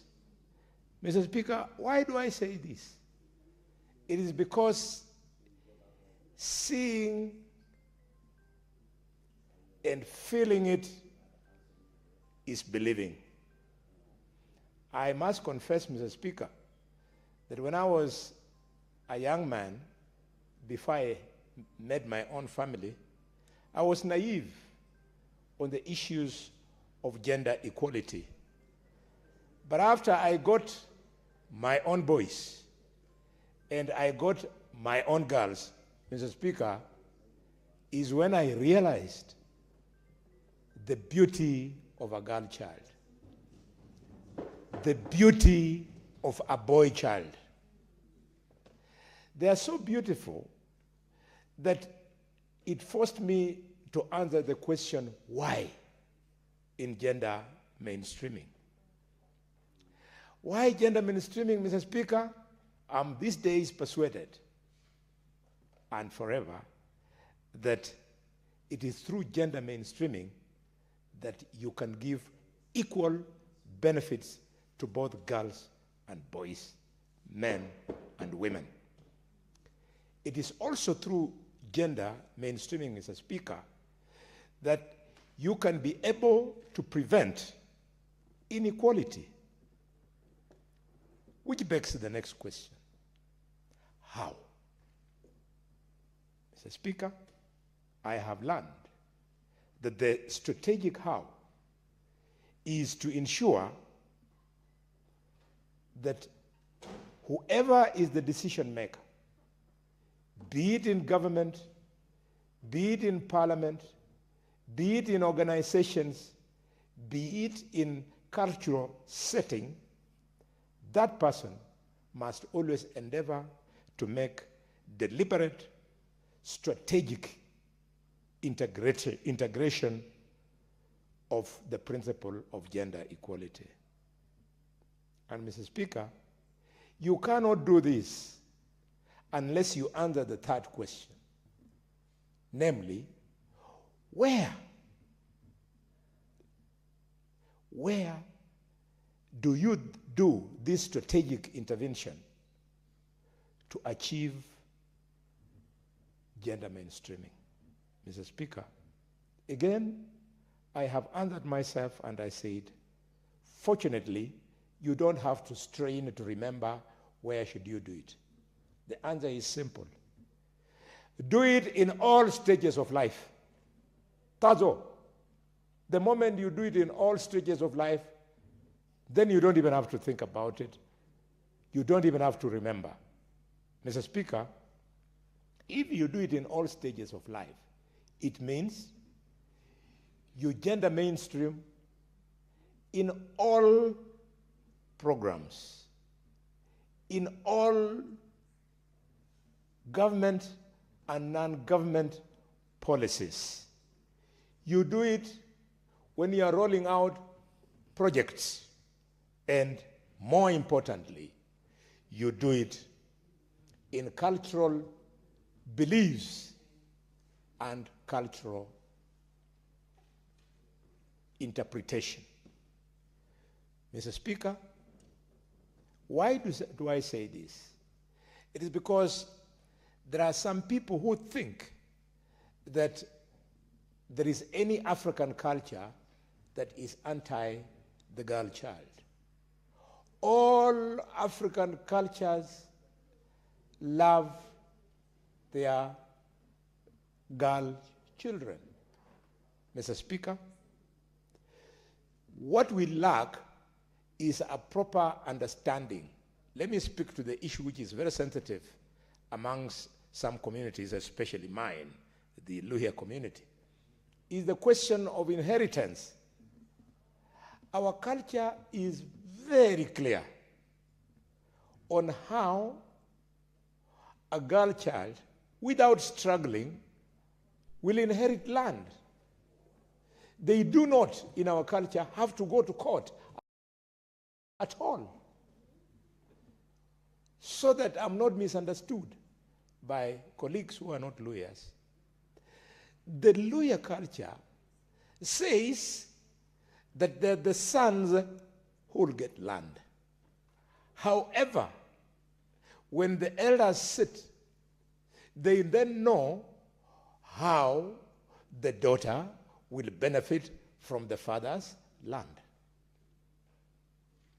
One. If, for example,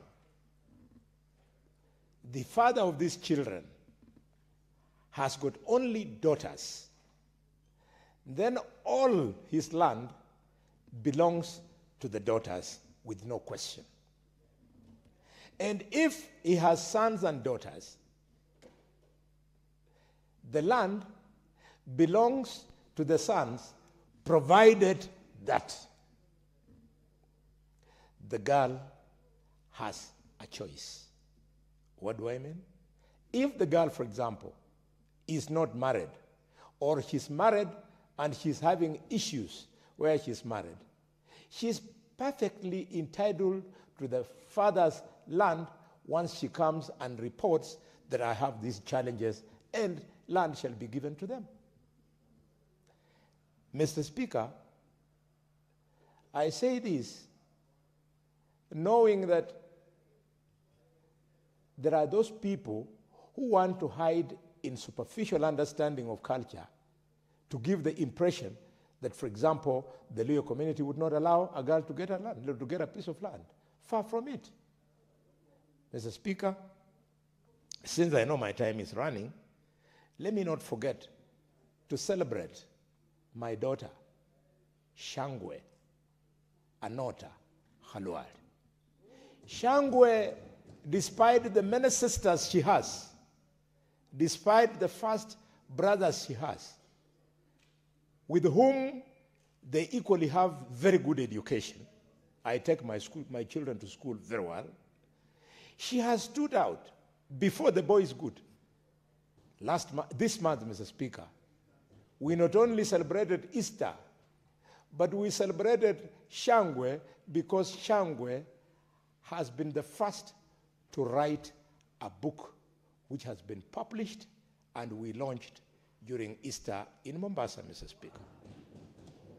And the book, when I read it, it's very interesting how she came up with this. She calls it A Journey Through Her 20 Years.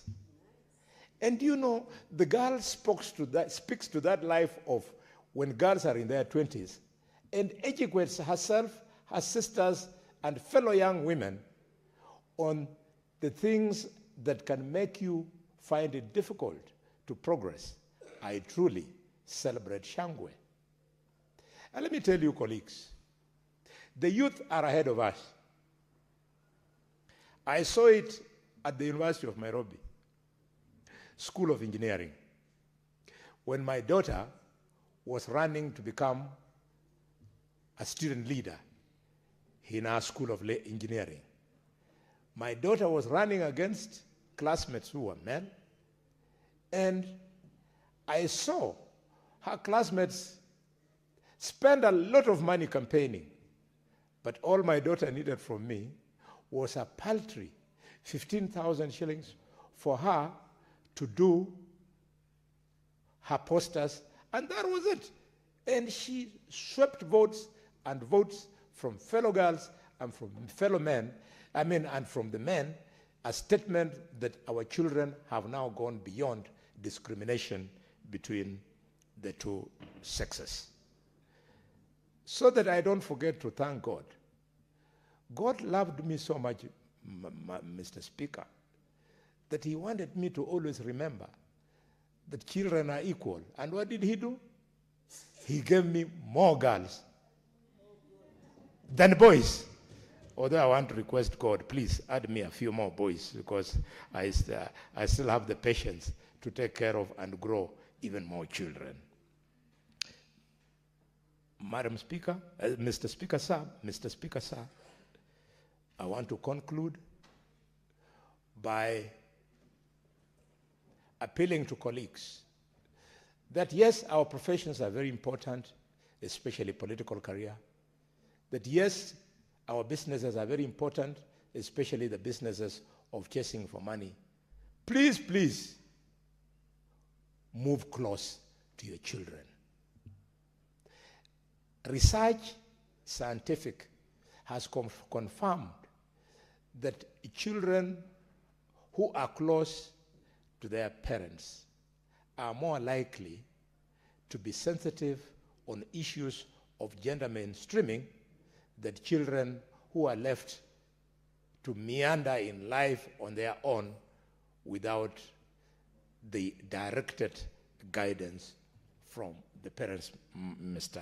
Speaker. It is for this reason that I want to invite colleagues, especially Senator Veronica Maina. I saw you with my little girl, the one in school in London.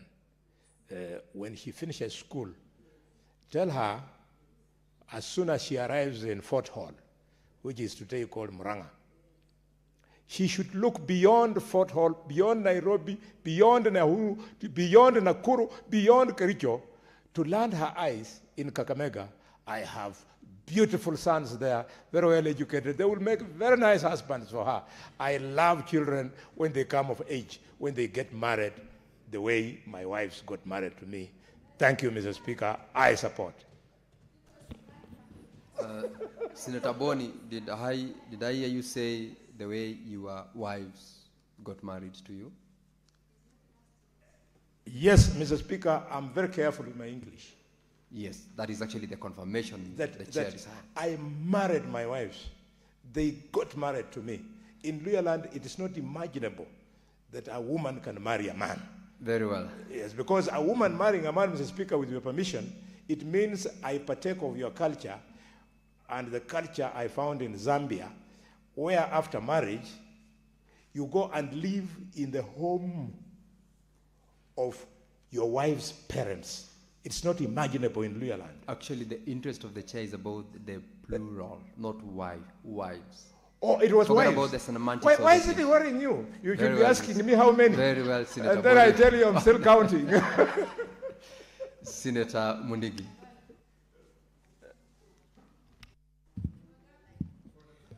Asante Bwana Spika kwa kunipa nafasi niweze kusangia mjadala wa Senator Veronica Maina kuhusu mambo ya gender balance.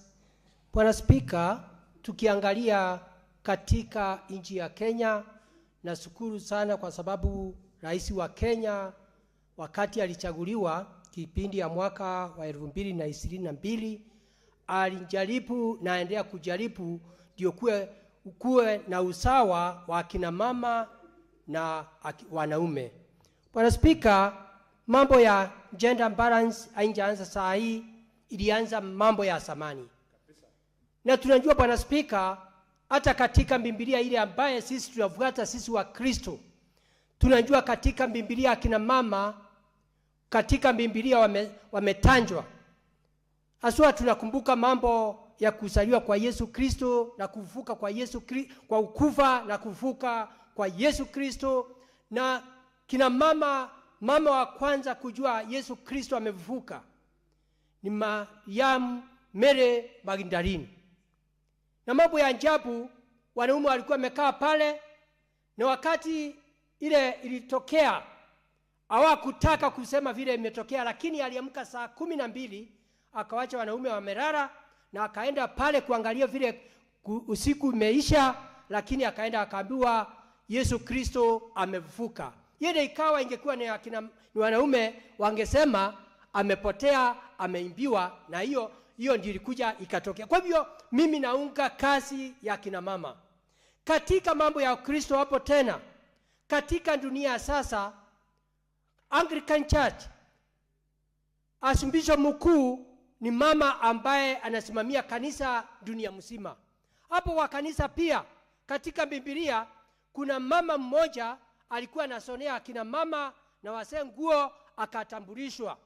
Lakini pia tunakumbuka Yesu wakati alienda jangwani alikutana akina mama, na pia hata Yakobo alikutana akina mama, lakini hakuna mahali tunasikia akina mama wamewekwa kando. Katika nchi yetu ya Kenya, nchi wa Kenya ni mama. Katika nchi yetu ya Kenya ambaye mkuu wa sheria ni mama. Katika kaunti zetu 47 aswa kaunti ya Embu, governor wa Embu County ni governor Cecily Mutitu Mbarire. Ukienda Kirinyaga ni governor wa Iguru. Ukienda Nakuru pia kuna mandamu ambaye ako huko, ambaye ukienda hata kaunti zingine. Kwa hivyo hata hapa senator tuko masenata wa kina mama na tuko senator wa kinaume, na pia hata kaunti nyingi akina mama waendelea kufanya kazi. Pia tukirudi nyuma kidogo, katika makanisa nyingi, kanisa ambaye inaongea mambo ya umoja na mambo ya kwenda mbinguni na mambo ya ukapa katika dunia hii, wale wamesikilia hiyo laini ni akina mama. Kwa hivyo hakuna tofauti ya kazi ya mwanamke na mambo ya kazi ya mwanaume.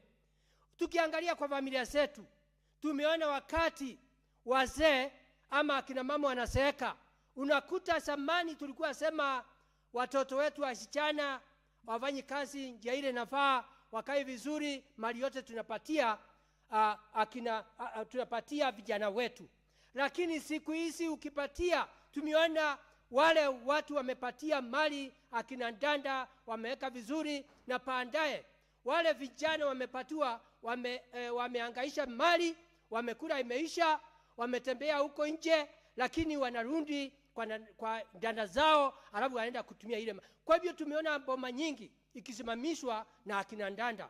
Pia hata kwa boma zetu katika nyumbani, wakati wazee wamekosa pesa, wanatoroka, wanaenda kunywa pombe, wanaenda kunywa dawa ya kulevya, wanaenda kwa maandamano. Lakini unakuta shule nyingi wale akina ndanda wamewaswa na watoto, mama anaamka asubuhi, anaenda kutafuta pesa, anapeleka mtoto shule, anaenda ile pesa amembakisha, ananunua sabuni, ananunua kila kitu, na baadaye ikifika jioni huyo mama ndio watoto ndio anaangalia mzee, ndio mambo ya chakula.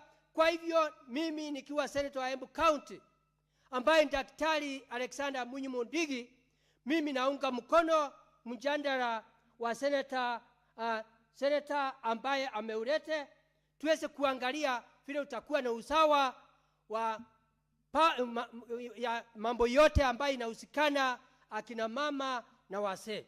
Kwa hivyo ningeomba hata sisi turudi manyumbani, tumepitisha mambo mengi, tukute hakuna mambo ya akina mama na hakuna mambo wakati unagaa mali, ukute hata watoto wetu wasichana, watoto wetu wanaume wanapatiwa vitu na njia ile inafaa. Ndio kwa sababu wakati huu si wakati kusema ati kama zamani kuna mambo ya akina mama na mambo ya wazee, ati mambo ya akina mama ni ukaa nyumbani. Kwa hivyo naomba Bwana Spika, hii mjadala ni muhimu sana. Hata tunajua kaunti zingine iko na mambo ati akina mama hawezi patiwa kitu yoyote ama hawezi kuchaguliwa ama kufanya kazi yoyote. Mjadala kama utaungwa mkono, itakuwa ni njia nzuri ya kuonyesha sisi kama vile Biblia, aidha ni mwanamke ama ni mzee ama ni watoto mshane ya kiume, mtoto wa kiume ama wa kike, tuko kitu kimoja.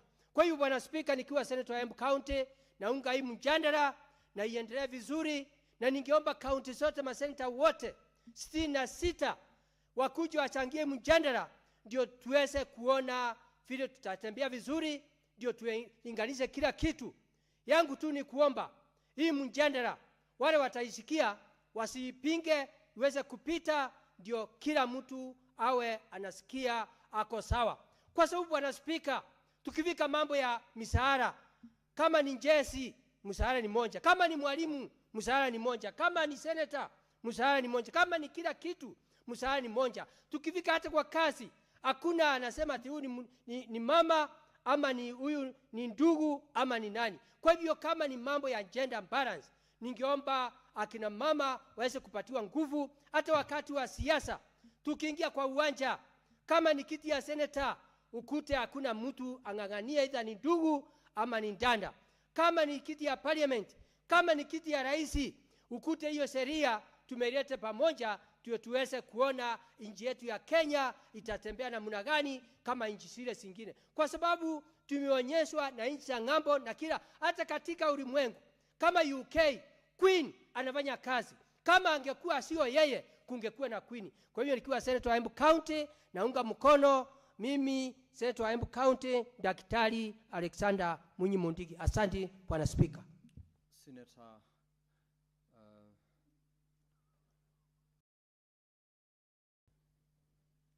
Senator Miraj. Senator Miraj.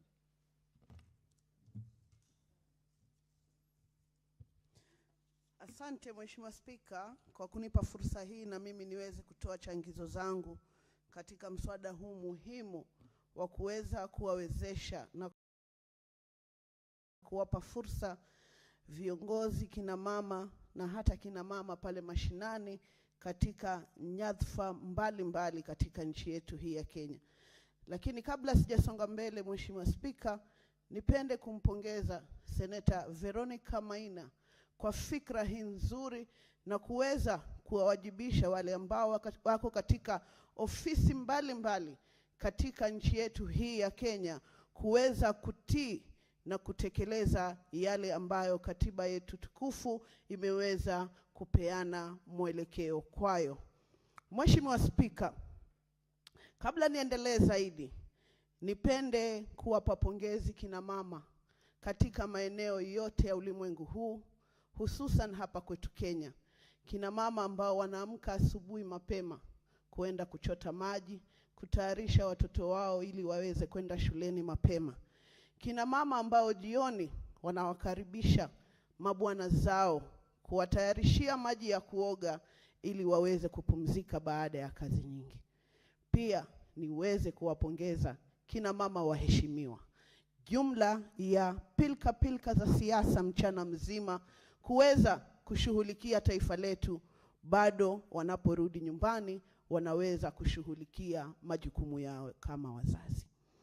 Mheshimiwa Spika, motion hii ni motion ya muhimu sana. Nikizingatia ya kwamba kuna taasisi ambazo zimeweza kuwekwa kikatiba katika taifa letu la Kenya ili kuangazia na kuhakikisha ya kwamba gender mainstreaming inaweza kuwafikiwa. Nikiashiria taasisi kama ya NGEK ambayo ina fursa ya kuona ya kwamba katika asasi zote za taifa letu la Kenya gender mainstreaming inaweza kufanyika. Lakini niweze kutoa changizo yangu kuongezea katika zile prayers, maombi ambayo Senator Veronica Maina ameweza kuomba, ni kwamba ipo haja ya asasi ya NGEK kuweza kudevelop tools. Kwa mfano wakati wa kupitishwa kwa mswada wa fedha wa kutenga bajeti, ipo haja ya kwamba ikiwa kuna wizara yoyote haijaweza kuwafiki katika kutekeleza masuala ya gender mainstreaming, basi waweze kunyimwa mgao wa fedha na waweze kuparalyze, kusimamisha maendeleo yoyote katika wizara hizo mpaka pale ambapo wataweza kutii na kutekeleza masuala ya gender mainstreaming. Bwana Spika, nikisongea mbele zaidi, nitake kuwapongeza na kuwapa moyo kina dada na kina mama wengi ambao wamejitokeza kuwania nyadhifa tofauti katika uchaguzi wa mwaka wa 2027. Ya kwamba kujitokeza kwao ni ishara kamili ya kwamba viongozi kina mama kutoka kule mashinani wapo tayari kuliongoza hili taifa la Kenya. Basi hivyo sisi kwa sababu tumewatangulia hapa, ni sharti kuwawekea mikakati ambayo italainisha barabara yao wakati wamejitosa katika ulingo wa kisiasa. Bwana Spika, niweze kuizungumzia kwa uchache ripoti iliyotolewa na tume ya EACC kuhusiana na masuala ya corruption, hususan ikielekezwa katika jinsia ya kike. Ripoti hii ambayo ilizunduliwa tu siku chache zilizopita ikiitwa kwa jina la Kenya National Gender and Corruption Survey 2025 ilionyesha, Bwana Spika, ya kwamba kina mama wingi wanaitishwa ngono ili waweze kupata huduma za kiserikali. Na katika ripoti hii, Bwana Spika, kumetajwa gatuzi kadha wa kadha ambazo tabia hii mbaya imekuwa ikiendelea. Na katika survey hii, Bwana Spika, tumeweza kuambiwa ya kwamba kina dada wengi, kina mama wengi wana hofu na hawajitokezi kikamilifu kuyakemea ama kuenda kuripoti katika vituo vya polisi ule unyanyasaji ambao unaendelea.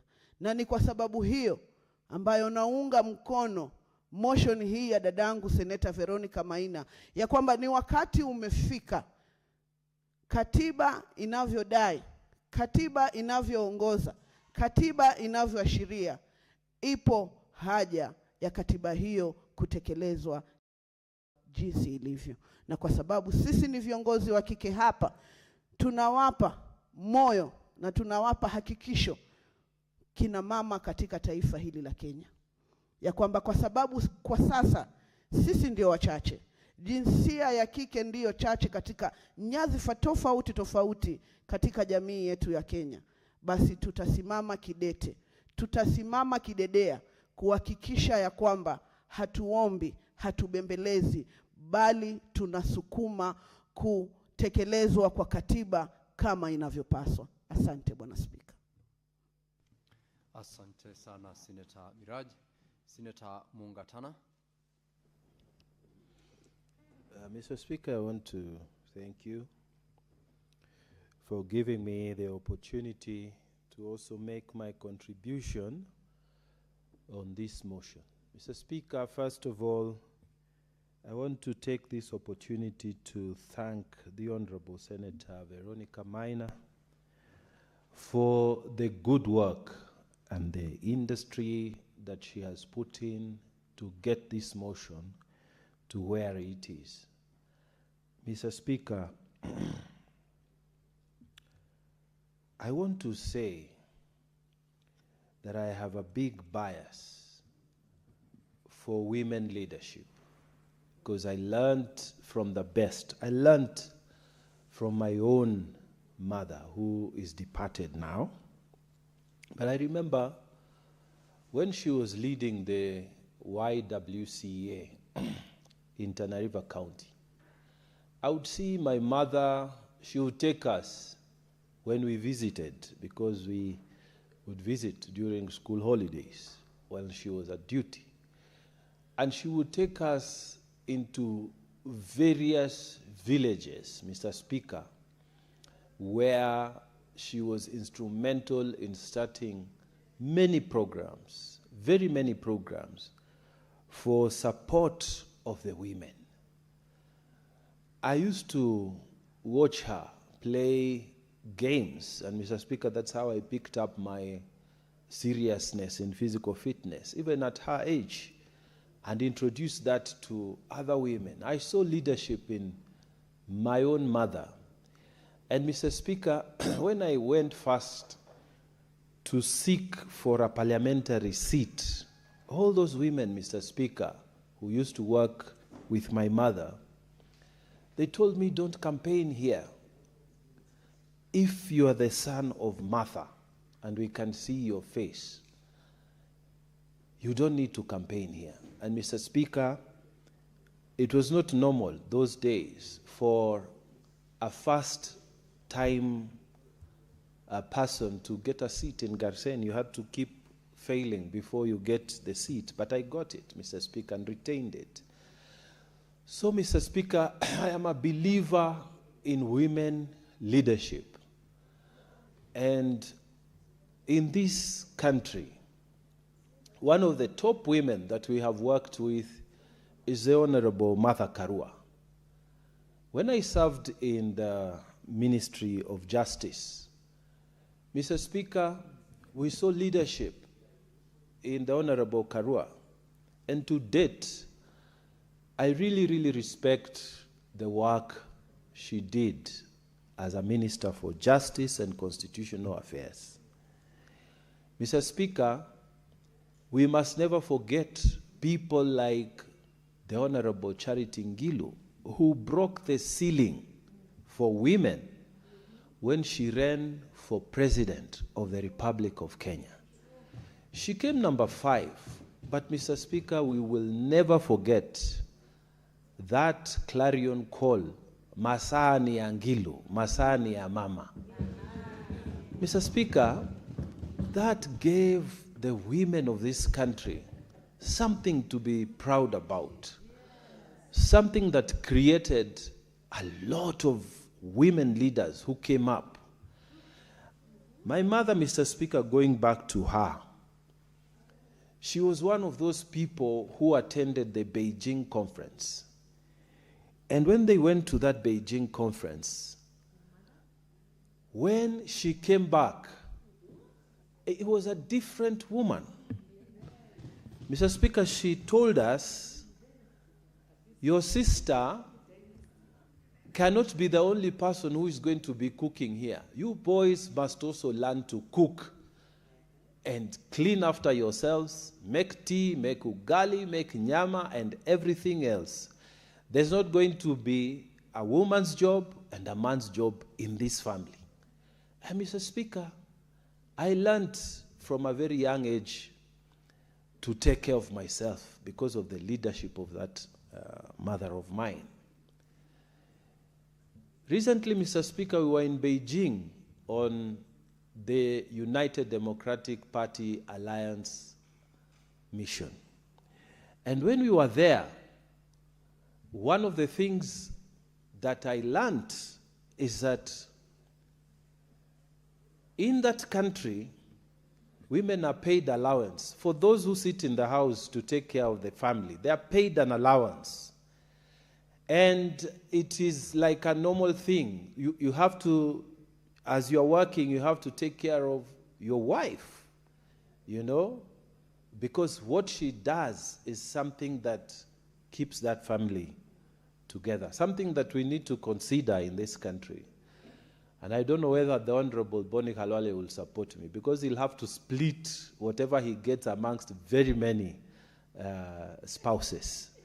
I don't know whether he'll support that. But it's important for us to realize the contributions that our women make in this republic, in our families, in our workplaces. There is no doubt on the capacity and the capabilities of women. Mr. Speaker, recently I was driving from Meru coming down to Nairobi with my family. And somewhere in Mwea, I got some trouble with the vehicle I was having. And Mr. Speaker, I picked up the phone and called the Honorable Governor for Honorable Mheshimiwa for Embu. And Mheshimiwa Cecily Mbarire picked up and told me, oh, you know, Mwea is not quite in my area. I don't know why I thought it is in Embu, but I think it's because we pass through Embu. But we are in a function here with the Honorable Mheshimiwa for Kirinyaga, Mheshimiwa Anne Waiguru. And we are here in a function, so let me give her the phone so that they can do what they can. And Mr. Speaker, look at that. Women leadership. Mheshimiwa came out of the function, spoke to me, gave me the chief of staff who was with her go and sort out Mheshimiwa. And Mr. Speaker, I am saying here in this floor of the House that women leaders are very capable and they will sort you out when you have issues. I'm not saying this with any whatever by comparison, but I called my colleague here, and I wish he was here, Mheshimiwa Mondiki. He wasn't there, he couldn't pick the phone or whatever, maybe he was busy. But those are two governors who came out and made sure that myself and my family, we were taken care, even escorted Mr. Speaker all the way to Nairobi. Mr. Speaker, that tells you about women leadership. Even when we are looking at these reports in the Senate Public Accounts Committee, you will see, Mr. Speaker. Yeah? And I've said this many times. And one of my good friends who is a governor told me, oh, but I'm not that bad. I said, but most of the thugs, Mr. Speaker, are our male colleagues. Most of the criminals who have eaten a lot of public monies are our male colleagues. And some of them are so heartless and so merciless that they take money from the poor without a heart, Mr. Speaker. Without a heart. People like in Tana River, Mr. Speaker. Yani, you dare eat money for poor people like that, you know?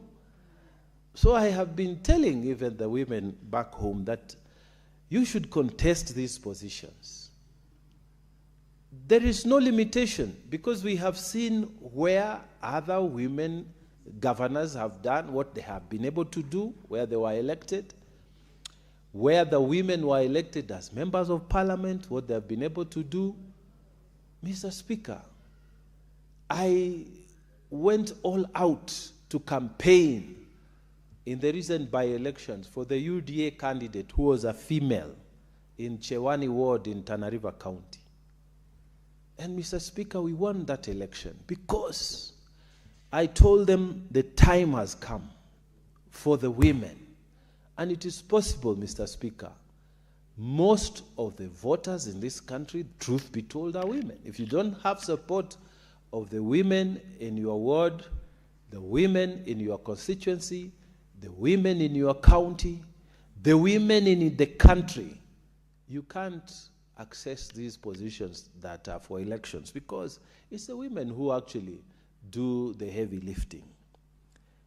Outside this nation, Mr. Speaker, in the continent, we've had great, great presidents. Everybody still speaks about Ellen Johnson Sirleaf and the leadership she gave to Liberia.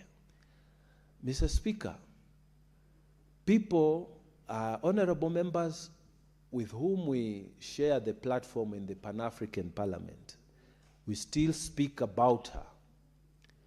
We still speak about Joyce Banda and the time she led Zambia. Mr. Speaker, other non-executive heads of state like the head of state for Ethiopia, the head of state for Algeria, we have seen extremely good leadership for women. So, Mr. Speaker, I want to assure our colleagues that we will not be making a mistake when we say we want to enforce the gender, one-third gender rule. We will not be making a mistake. I want to request all honorable members, we sit, maybe it is in the formulation of how we shall deal with these matters that the nitty-gritty that brings complications. But on appointed positions, it should be very, very easy. We should never have an issue. On appointed positions, one-third gender rule must be there. On elected positions, we need to twinkle with the Constitution and twinkle with our election laws so that political parties are forced to nominate candidates. If it is a male, the second one must be a female. This is something we need to think about, so that then when we talk and we say we believe in our mothers, we believe in our sisters, our wives, we believe in our daughters, we believe in our daughters-in-laws, then, Mr. Speaker, we must be able to do it in law. Because what we have seen in Africa across the entire continent is that it's only in places where it has been put down to law, only in those places that gender parity has become effective. Where it has been left out like that in all the 55 countries in Africa, then you will still see the domination of the male gender over the female gender when it comes to political power. And maybe it is time that we think on how we will twinkle with the laws. Kenya is rated very highly, obviously not as highly as you know, Rwanda. Rwanda is, I think, the highest in the continent in terms of the gender parity. But Kenya is rated highly because of the many women who are in position and also in the legislature. But we need to do more so that we can be able to say our words and actually make it happen. Mr. Speaker, with all those many remarks, I beg to support this motion and ask all colleagues to come all out to pass this motion. I thank you, Mr. Speaker. Thank you, Senator Mungatana, for your contribution. I'll call upon Senator Mariam.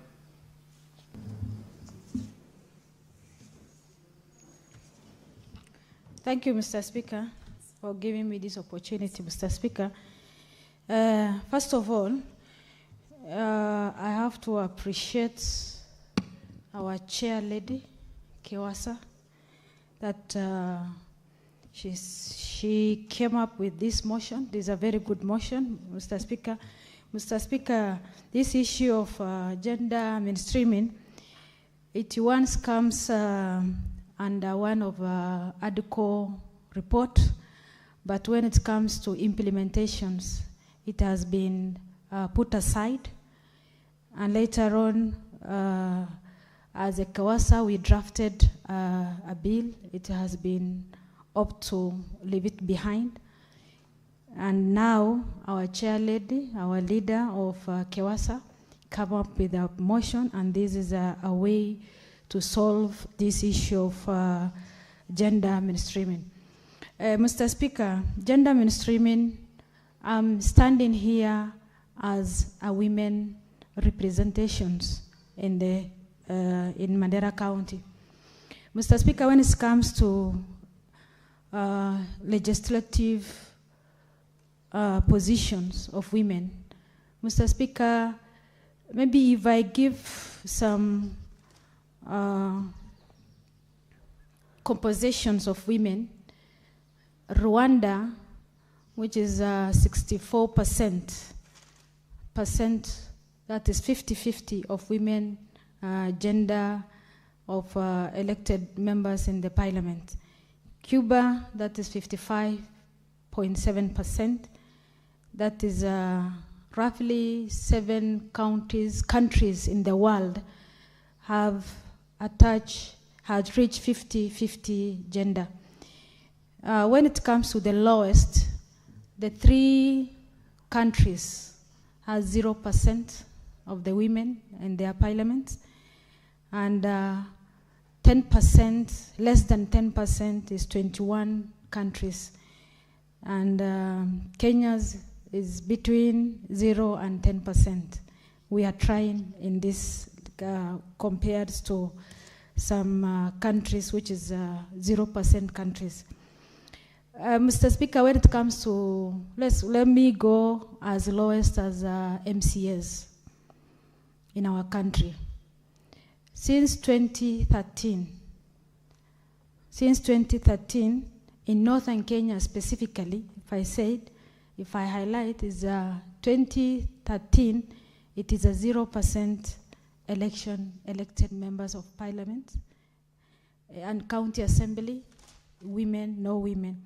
2017, 2 women as MCAs elected. In 2022, 2 women elected. That is in Wajir County. Mr. Speaker, why am I going back to this trend history, Mr. Speaker, is because of how we were treated to be elected in the position of MCAs, that is the lowest, to the Member of Parliament Senate or Member of Parliament.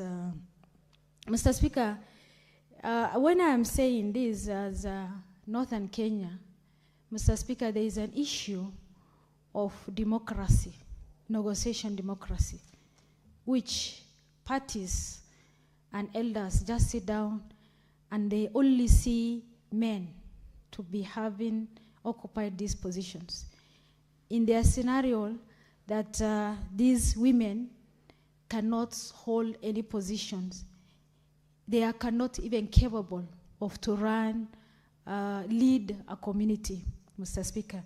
We have to now change their mind by giving them, to show them as women senators and women representative, that is women reps, to show that we can do more than men. That is exactly, Mr. Speaker, sometimes they even compare us as a member of parliament, that we can do more than them. But when it comes to the cultural issues and changing elders, their mind, it is a bit difficult, but we are trying with the performance on how to change their mindset of our elders. And I urge the parties, ODM,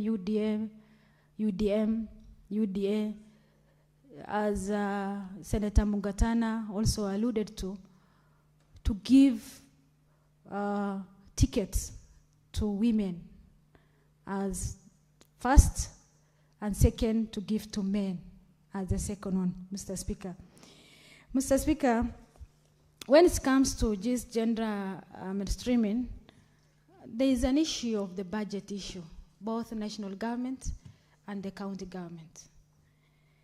When it comes to funding of the departments of gender, Mr. Speaker, that is the lowest departments which are normally poorly funded. That's the issue. That is why the issue of gender-based violence normally cannot be solved, because even the grassroots, if you go to county, and the Department of Gender, they're saying they don't have budgets to take care of this and so forth. Mr. Speaker, we have to address this issue of budgeting so that at least the department must take care and give 50-50 to all departments, comparing to other departments than the gender department. Mr. Speaker, there is an issue of also a gap. Specifically, there is a specific gap in health. There is maternal mortality rates, which is now, it's very high. Mr. Speaker, when it comes to this, the highest death of our women dying in a labor room, Mr. Speaker, and in that case, there is an issue of budgeting. Why? Because in our system, there is no database that show that there is this issue of women, which has one of the women death in Mandera and the other one in Turkana. Mr. Speaker, there is no database that can relate on these maternal issues, Mr. Speaker. So this issue of maternal and birthing system is because of the low budgeting that gave to the county, show that this is a minor department of health. There's no need of taking care of the women. That's why maybe they are taking us inferior, that we are dying most. So I urge county government and national government to take action on to reduce this maternal birth maternal birth issue, Mr. Speaker. And Mr. Speaker, I was in Mandera this week, Mr. Speaker, and we realized, Mr. Speaker, women are so kind. Most of this WhatsApp group they hold, they are doing it for just helping one another. Even they are helping men who are sick, men who cannot even take care of their families. They are the first forefront to do fundraising for them, for the neighbors, for any youth. So they are everywhere, for they are kind-hearted. And in that case, most of these because of their kind heart, they are kind-hearted, they are misusing women, Mr. Speaker, which end up their women to be a victim in GBVs, gender-based violence, Mr. Speaker. Mr. Speaker, there's this issue of injustice, justice delay, justice deny, which the victims of gender-based violence are normally not sorted quickly, Mr. Speaker. I investigated on all these issues, and the issue is most of them they are saying on budget issues. Let's take serious on this issue of budget so that at least this issue of women can be sorted quickly and forever, so that at least the community where women have, in fact, the community which women have the leadership can prosper, because she can go to grassroots and see who is needy and who is the person who can take care. She can take care for everyone, Mr. Speaker. Mr. Speaker, when it comes to the counties which are led by women counties, if you see the audit reports, most of those counties have a few issues which has been raised by the auditor report that show they are very keen and they are capable of their positions as a leader, Mr. Speaker. Mr. Speaker, for this, I urge members who are in this room, here in the House, to take this motion seriously, and let's support this motion very well so that it can go through and sort out this issue of mainstreaming. Thank you, Mr. Speaker. Senator Paris Tobiko.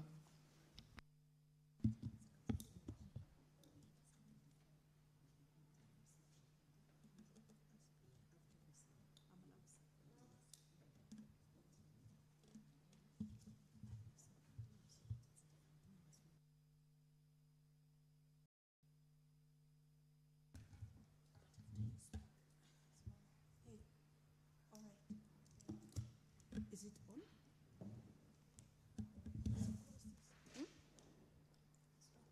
Oh, thank you, Mr. Speaker. Mr. Speaker, thank you for this opportunity to contribute to this debate, Mr. Speaker, on mainstreaming gender issues, Mr. Speaker. Mr. Speaker, let me begin by congratulating Senator Veronica Maina for bringing this motion, Mr. Speaker, which comes at the right time. Mr. Speaker, this is definitely an exciting debate for members at this particular time. And Mr. Speaker, I think we need to reflect as a nation how far we have come in terms of gender mainstreaming, Mr. Speaker. Mr. Speaker, when you critically analyze our social aspects as a nation, our cultural situation of various diverse Kenyan communities, our economic situation, Mr. Speaker, then you will be able to see the placement of both genders, Mr. Speaker. Mr. Speaker, I'm talking about both genders because I always appreciate the fact that gender includes all, Mr. Speaker. But why people have specifically narrowed down to women whenever the issues of gender comes in, it's because there is a specific gender that has continuously been excluded, been ignored, been marginalized, Mr. Speaker, in various ways, Mr. Speaker, in the national discourse. Mr. Speaker, I even keep wondering whether it's really a gap in legislation, Mr. Speaker. Is it really a gap in legislation, Mr. Speaker? Because if we begin from the spirit of the 2010 Constitution, you realize, Mr. Speaker, that Kenyans aimed, wanted, desired gender parity, Mr. Speaker. Mr. Speaker, the Kenyan Constitution, Article 27, Article 81, and many other articles, Mr. Speaker, talk of inclusion and equality, respect of human rights, Mr. Speaker, regional balance, gender balance, and all that, Mr. Speaker. Mr. Speaker, and I still wonder whether we are paying lip service, to the aspect of gender parity and inclusiveness, Mr. Speaker. Because, Mr. Speaker, if this House, and when I say this House, I mean both houses of Parliament, have not addressed the issue of the 2/3 gender rule, then, Mr. Speaker, I will personally say it's a breach of the Constitution. So if we can begin from there, there is a breach of the Constitution. Kenyans were very clear that they wanted a 2/3 gender representation in the country, in the legislative houses, in county assemblies, in the Senate, in the National Assembly. But we have been unable, even after various court intervention and rulings, we've been unable to address that. Mr. Speaker, women contribute in the various aspects of life of this nation, starting from the family, Mr. Speaker. You cannot imagine today a home without the role of a woman, a mother. There are many women-headed households in this country, Mr. Speaker, and even where the women are not heading those households, Mr. Speaker, they prepare everybody for the day-to-day issues of life, starting from the morning, preparing everybody and working for the good of everybody so that everybody can go to school, can go to work, prepare their husbands, prepare their sons and daughters, Mr. Speaker. And when the contribution has not been measured, Mr. Speaker, when contribution has not been measured, then, Mr. Speaker, you cannot even begin to imagine whether we are talking about equality or talking about, Mr. Speaker, addressing these issues, Mr. Speaker. And so, Mr. Speaker, I would want to say that we have a long way to go as Kenyans. But I would also say, Mr. Speaker, particularly when it comes to leadership, women must come out, must take a lead role, must be proactive in presenting themselves to the electorates of this country, so that we give Kenyans a fair chance to either elect or not to elect women, Mr. Speaker. Mr. Speaker, I have said on the floor of this House, and I can proudly repeat the same, that, Mr. Speaker, I am very proud of the Maasai community where I come from. Because, Mr. Speaker, whereas the rest of Kenyans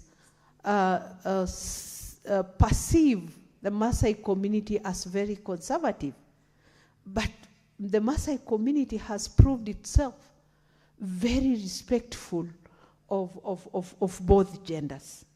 The Maasai community, Mr. Speaker, and this is on record, has now continuously increased the number of elected women in competitive elective seats, Mr. Speaker.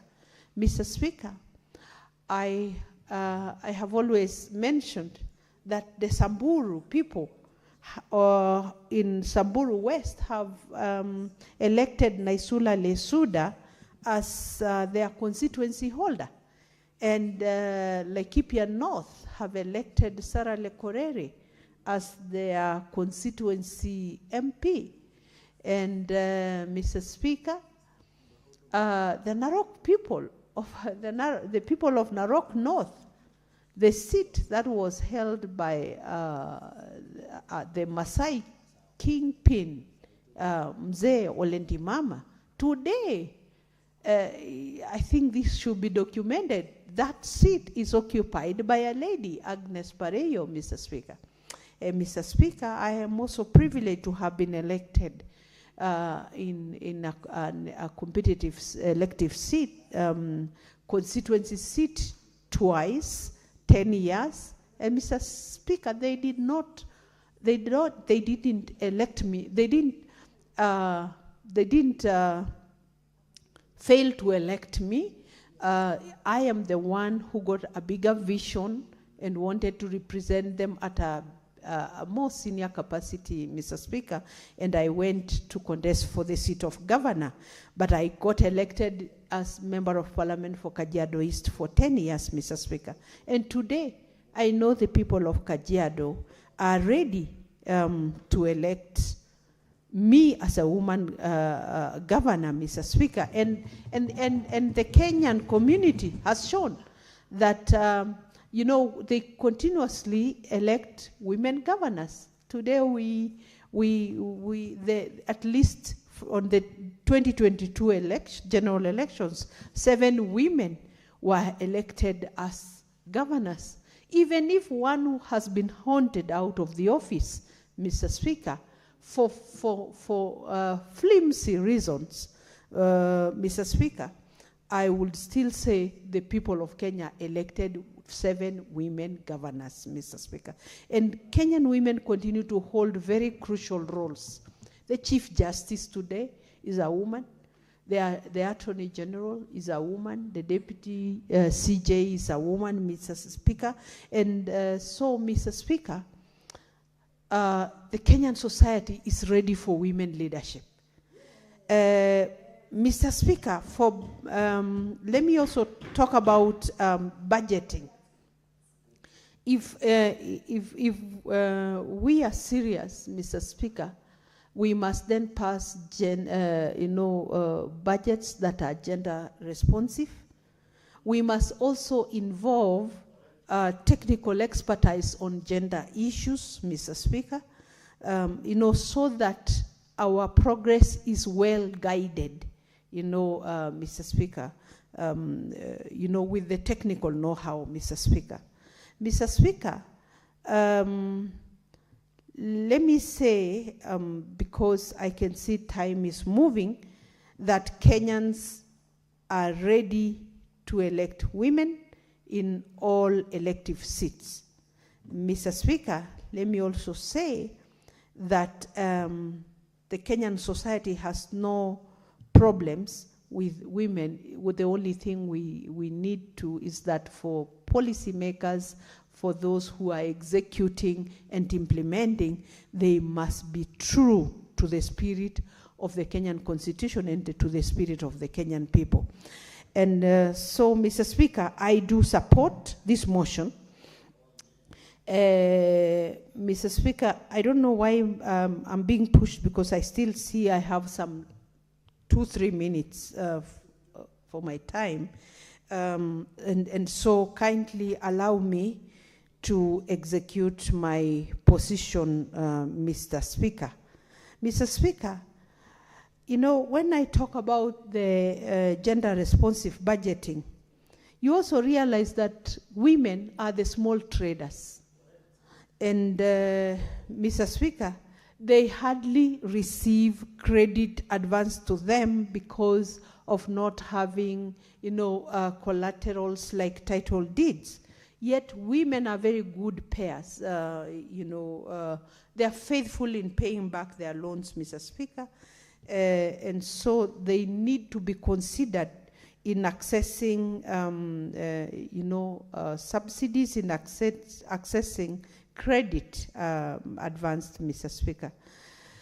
Mr. Speaker, we need to, every institution, every ministry, every department in, you know, both national and county governments must be able to give, you know, regular updates and reports on the implementation of mainstreaming the gender policies, Mr. Speaker. Mr. Speaker, let me say I support, and Mr. Speaker, you know, for obvious reasons, I would request that the question is deferred, Mr. Speaker, to a later date. The debate is deferred to a later date, Mr. Speaker. Thank you. Senator Paris, I believe that you're seeking to defer further debate of this motion to a further date? Yes, on what's that? That is understanding order 110. Yes, understanding order 110. To adjourn further debate on this motion. Yes, Mr. Speaker, to adjourn further debate on the basis of standing order 110. Thank you. I request Senator Veronica to second.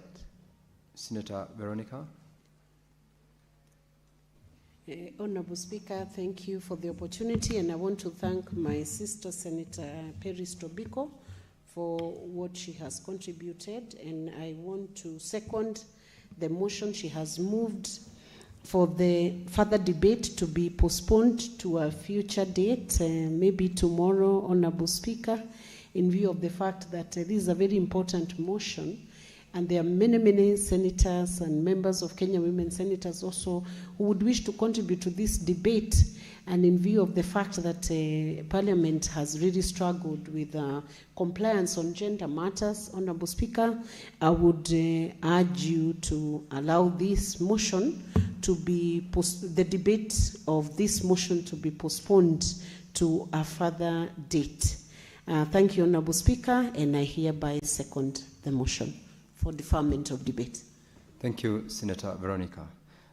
Pursuant, Honorable Senators, to the provisions of Standing Order 110.3, I find that this motion to postpone further debate is not an abuse of the proceedings of this House, and I will therefore proceed to put the question that the debate, or rather further debate on this motion, be postponed to a later date. And may of those opinions say aye. Aye. May of those contrary opinions say nay. The ayes have it. So, Honorable Senators, debate on this particular motion is hereby postponed to a further date. I shall be placed in the order paper. Clerk, you may now call the next order. Order number 25, motion. Report of the Standing Committee on Health on a petition to the Senate by the Kenya Union of Clinical Officers regarding alleged discrimination, interference, and violation of clinical officers' practice rights by the Ministry of Health, the Council of Governors, and the Social Health Authority. Honorable Senators, I'll call upon the Chairperson Standing Committee on Health to move the motion.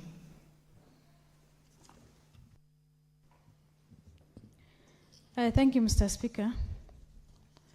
Mr. Speaker, I beg to move that the Senate adopt I beg to move the reports of the Standing Committee on Health on the petition to the Senate by the Kenya Union of Clinical Officers regarding alleged discriminations, interference, and violation of the clinical officers' practice rights by the Ministry of Health and the Council of the Governors and the SHA Authority.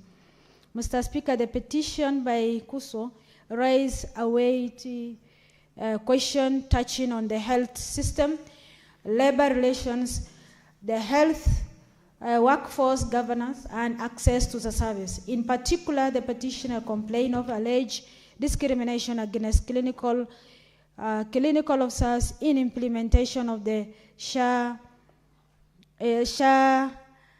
framework, non-implementation of labor agreements, delay in internship posting, unfair terms of the UHC staff, and failure by the county government to adopt the approved career guidelines for the clinical officers.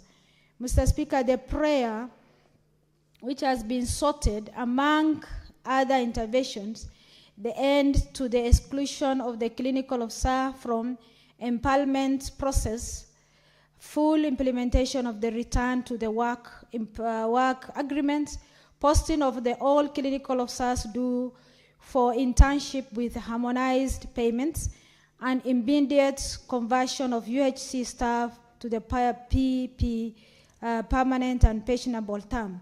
Mr. Speaker, in the discharge of its mandate, committee held 4 meetings and received the information and written submission from the petitioners, the Minister of Education, the Minister of Health rather, the Council of Governors, the Public Service Commissions, and other related stakeholders. The committee then analyzed the submissions and prepared the reports before this House. Mr. Speaker, on the committee on the important issues that rose at the outset was a pair of sub judice. The Ministry of Health informed the committee that some of the issues raised in the petition were also sub judice. Petition number 31 of 2025 before the High Court. Therefore, invited the committee to refrain from the inquiry on these matters. The committee carefully addressed that objections. The reports clearly noted that the sub judice rule exists to protect the integrity of ongoing the court proceedings and to uphold the separation of power, but it also requires persistent assessment of what is actually before the courts and what remain available for the parliamentary oversight.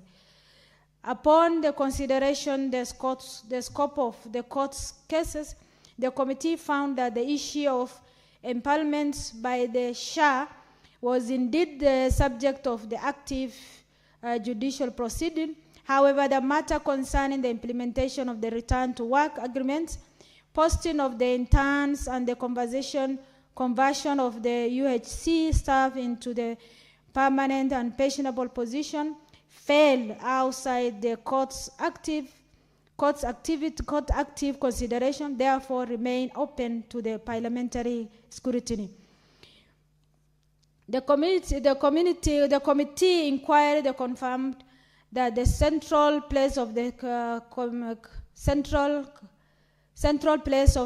clinical officers within the Kenya health system. The report notes that the clinical officers are often the first and in many places in many places only the point of the contracts for the patients, especially in the rural and understaffed areas. And they provide diagnosed treatments, minor surgical procedures, and a long-term disease management. The committee further found that the grievance presented by the Kenya Union of Clinical Officers did not raise the overnight. They reflected the prolonged patterns of industrial disputes, delayed negotiations, incomplete implementation of agreements, uncertainty over the term of the service that has been persistent across both national and the county's government. The evidence before the committee showed that 99 days strikes in 2024 ends with a court's immediate return to the work formula that required the movement toward the conclusion of the collective bargaining agreement, but the implementation delay continued. The report further, the committee further report that another national wide crisis emerged in the late 2025, earlier 2026, before the fresh return to work agreement was signed in 28 January 2026, and comprehensive CBA was actually signed in February 2026. Eventually, even then, the committee observed that the approval and the court's registration process remain inconsistent and delayed. That find it important because labor agreements in the health sectors are not abstracted documents. Delay implementation directly affect the moral retentions, service delivery, and industrial harmony. Mr. Speaker, the issue of the internship posting was equally serious. The committee required the evidence that the internship is not optional. It is a legal and professional prerequisite for the licensing and independent practice, and delay in posting the qualified interns inevitably delay the entry into the service and weaken the staffing across the health facilities.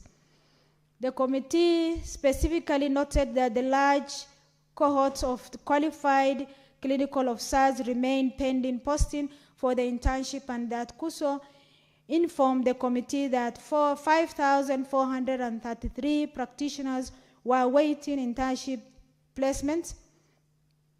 In the country, striving to the strengthening primary health care and universal health coverage. Such delay presents both labor injustice and the service delivery gaps.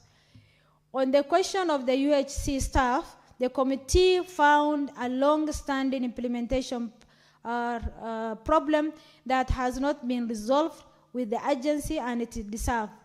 The reports record that 9,724 health workers were recruited under UHC program in April 2020 on the contractual terms, and that the transitions to the permanent and pensionable employment has since been slow by physical constraints, verification exercise, and bureaucratic and bottlenecks and disputes between the national and the county government. Mr. Speaker, this one has been solved last with the BPS. The committee also noted that the national coordinating submits and approval 3 years extensions and directed the development of the transition of the framework, while the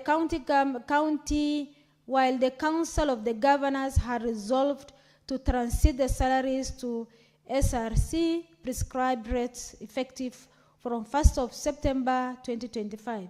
Even so, the promised regularization of the employment status remain incomplete, thereby prolonging insecurity among the staffs who are already serving within the health facility. The committee observed, therefore measured the evidence-based and practical. The committee collected reference from pronouncing itself on SHA empowerment issues because that question is before the court. Mr. Speaker, secondly, it found demonstrable delay and inconsistency in the approval and registration of the return to work formula, March 2025, memorandum of understanding on January 2026, remain return to the work agreement and in comprehensive CBA. Thirdly, it found that the delay posting of the qualifying interns was undermining the timely entries into the practice and weakening the optimal staffing of the health facilities. Fourthly, it found that the absorption of UHC into the PMP term continued to be frustrated by the intergovernmental pediments. Finally, the committee noted that in the approval of the budget's policy statement 2026, it is proposed that 8.94 billion included in the equitable share equitable share for financial year 2026-2027 to support the transition of UHC health workers into the permanent and pensionable terms and to pay gratitude with a distribution based on the number of the workers in each counties. The recommendation of the committee flows from this observation and deserve the support of this House, and they are not punitive and they are corrective and implementable and time-bound. The first recommendations require the Cabinet Minister, Cabinet Secretary for Health, and the Chairman of the County Council of Governors and the County Public Service Board to develop and file with the Senate within 30 days of adoption of this report the consolidated implementation matrix for the return to work agreement and CBA. That matrix is to be identify actions, responsible officers, and milestone for the salary structure, arrears, allowance, and it is to be followed by the quarterly progress reports to the Senate.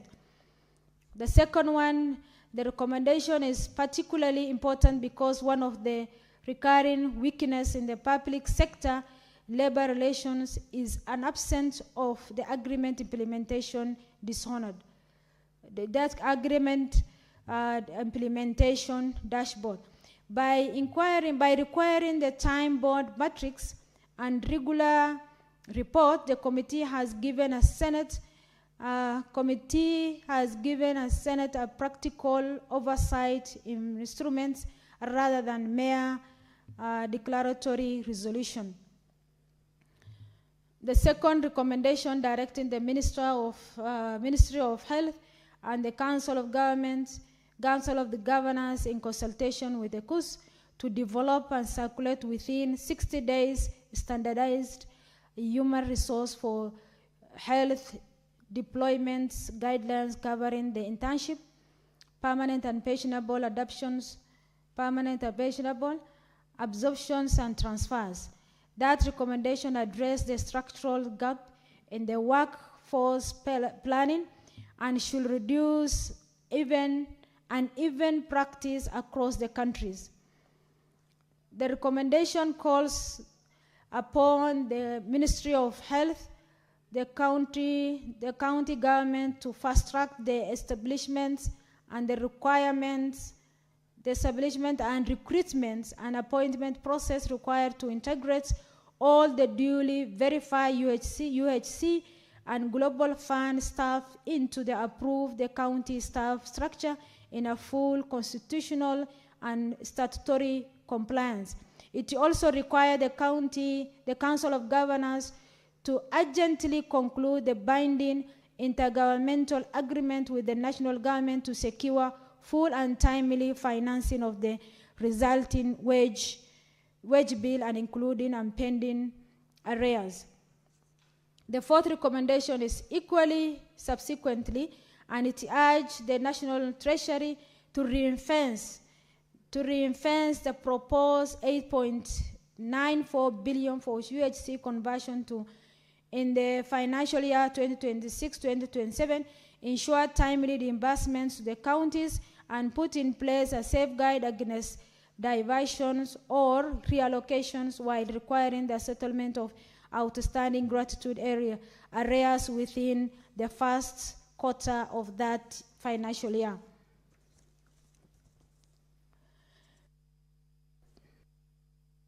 Mr. Speaker, this recommendation speaks to the wider governance problem that this Senate must remain alert to.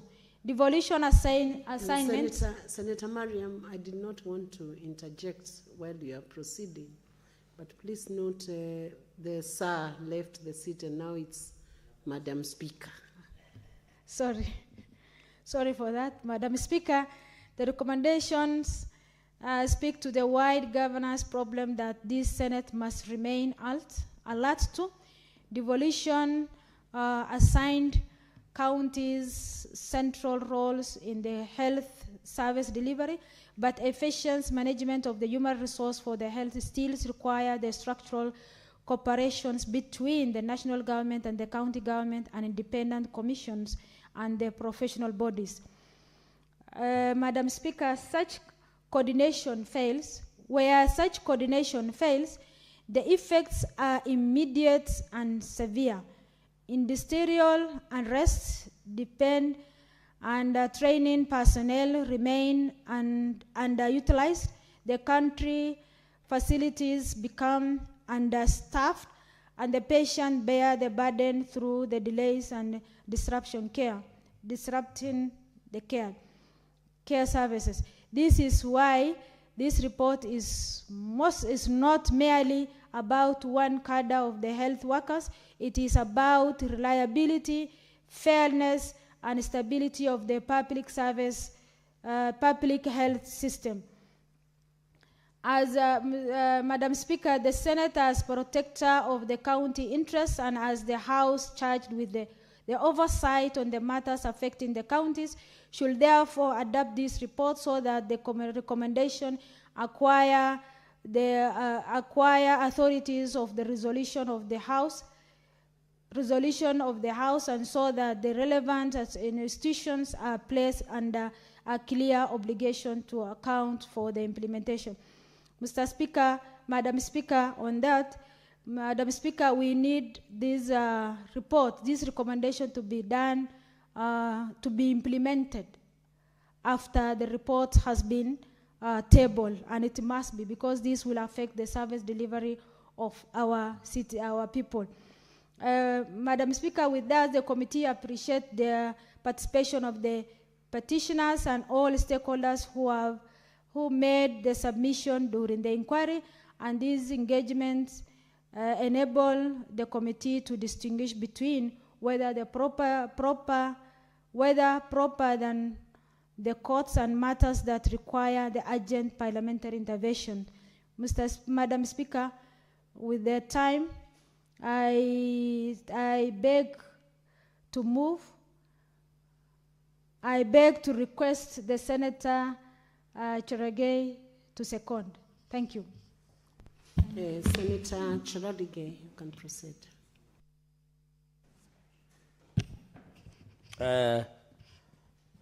Thank you, Madam Speaker, and I want to applaud the distinguished Vice Chairperson of Health Committee, Senator Sheikh Omar, for ably moving the motion, especially on the reporting of the petition by Kenya Union of Clinical Officers, or called KUCO. Madam Speaker, coincidentally, I'm the one who presented the petition, so it's an honor and privilege that I have to second this report that has been moved by the Vice Chairperson of Health. Madam Speaker, let me make the following opening remarks. It is critical as the players of devolution. The success or failure of devolution will be the only yardstick, Madam Speaker, will be the success or failure of health committee, of health function in our counties. Madam Speaker, I know you next, after 2027, you want to be among the people who will continue protecting devolution in this country. And we wish you well. As the protectors of devolution, and I've always insisted, if you want to see whether devolution is working or not, just look at the health function. Because the health function, Madam Speaker, affects up to local person in the village.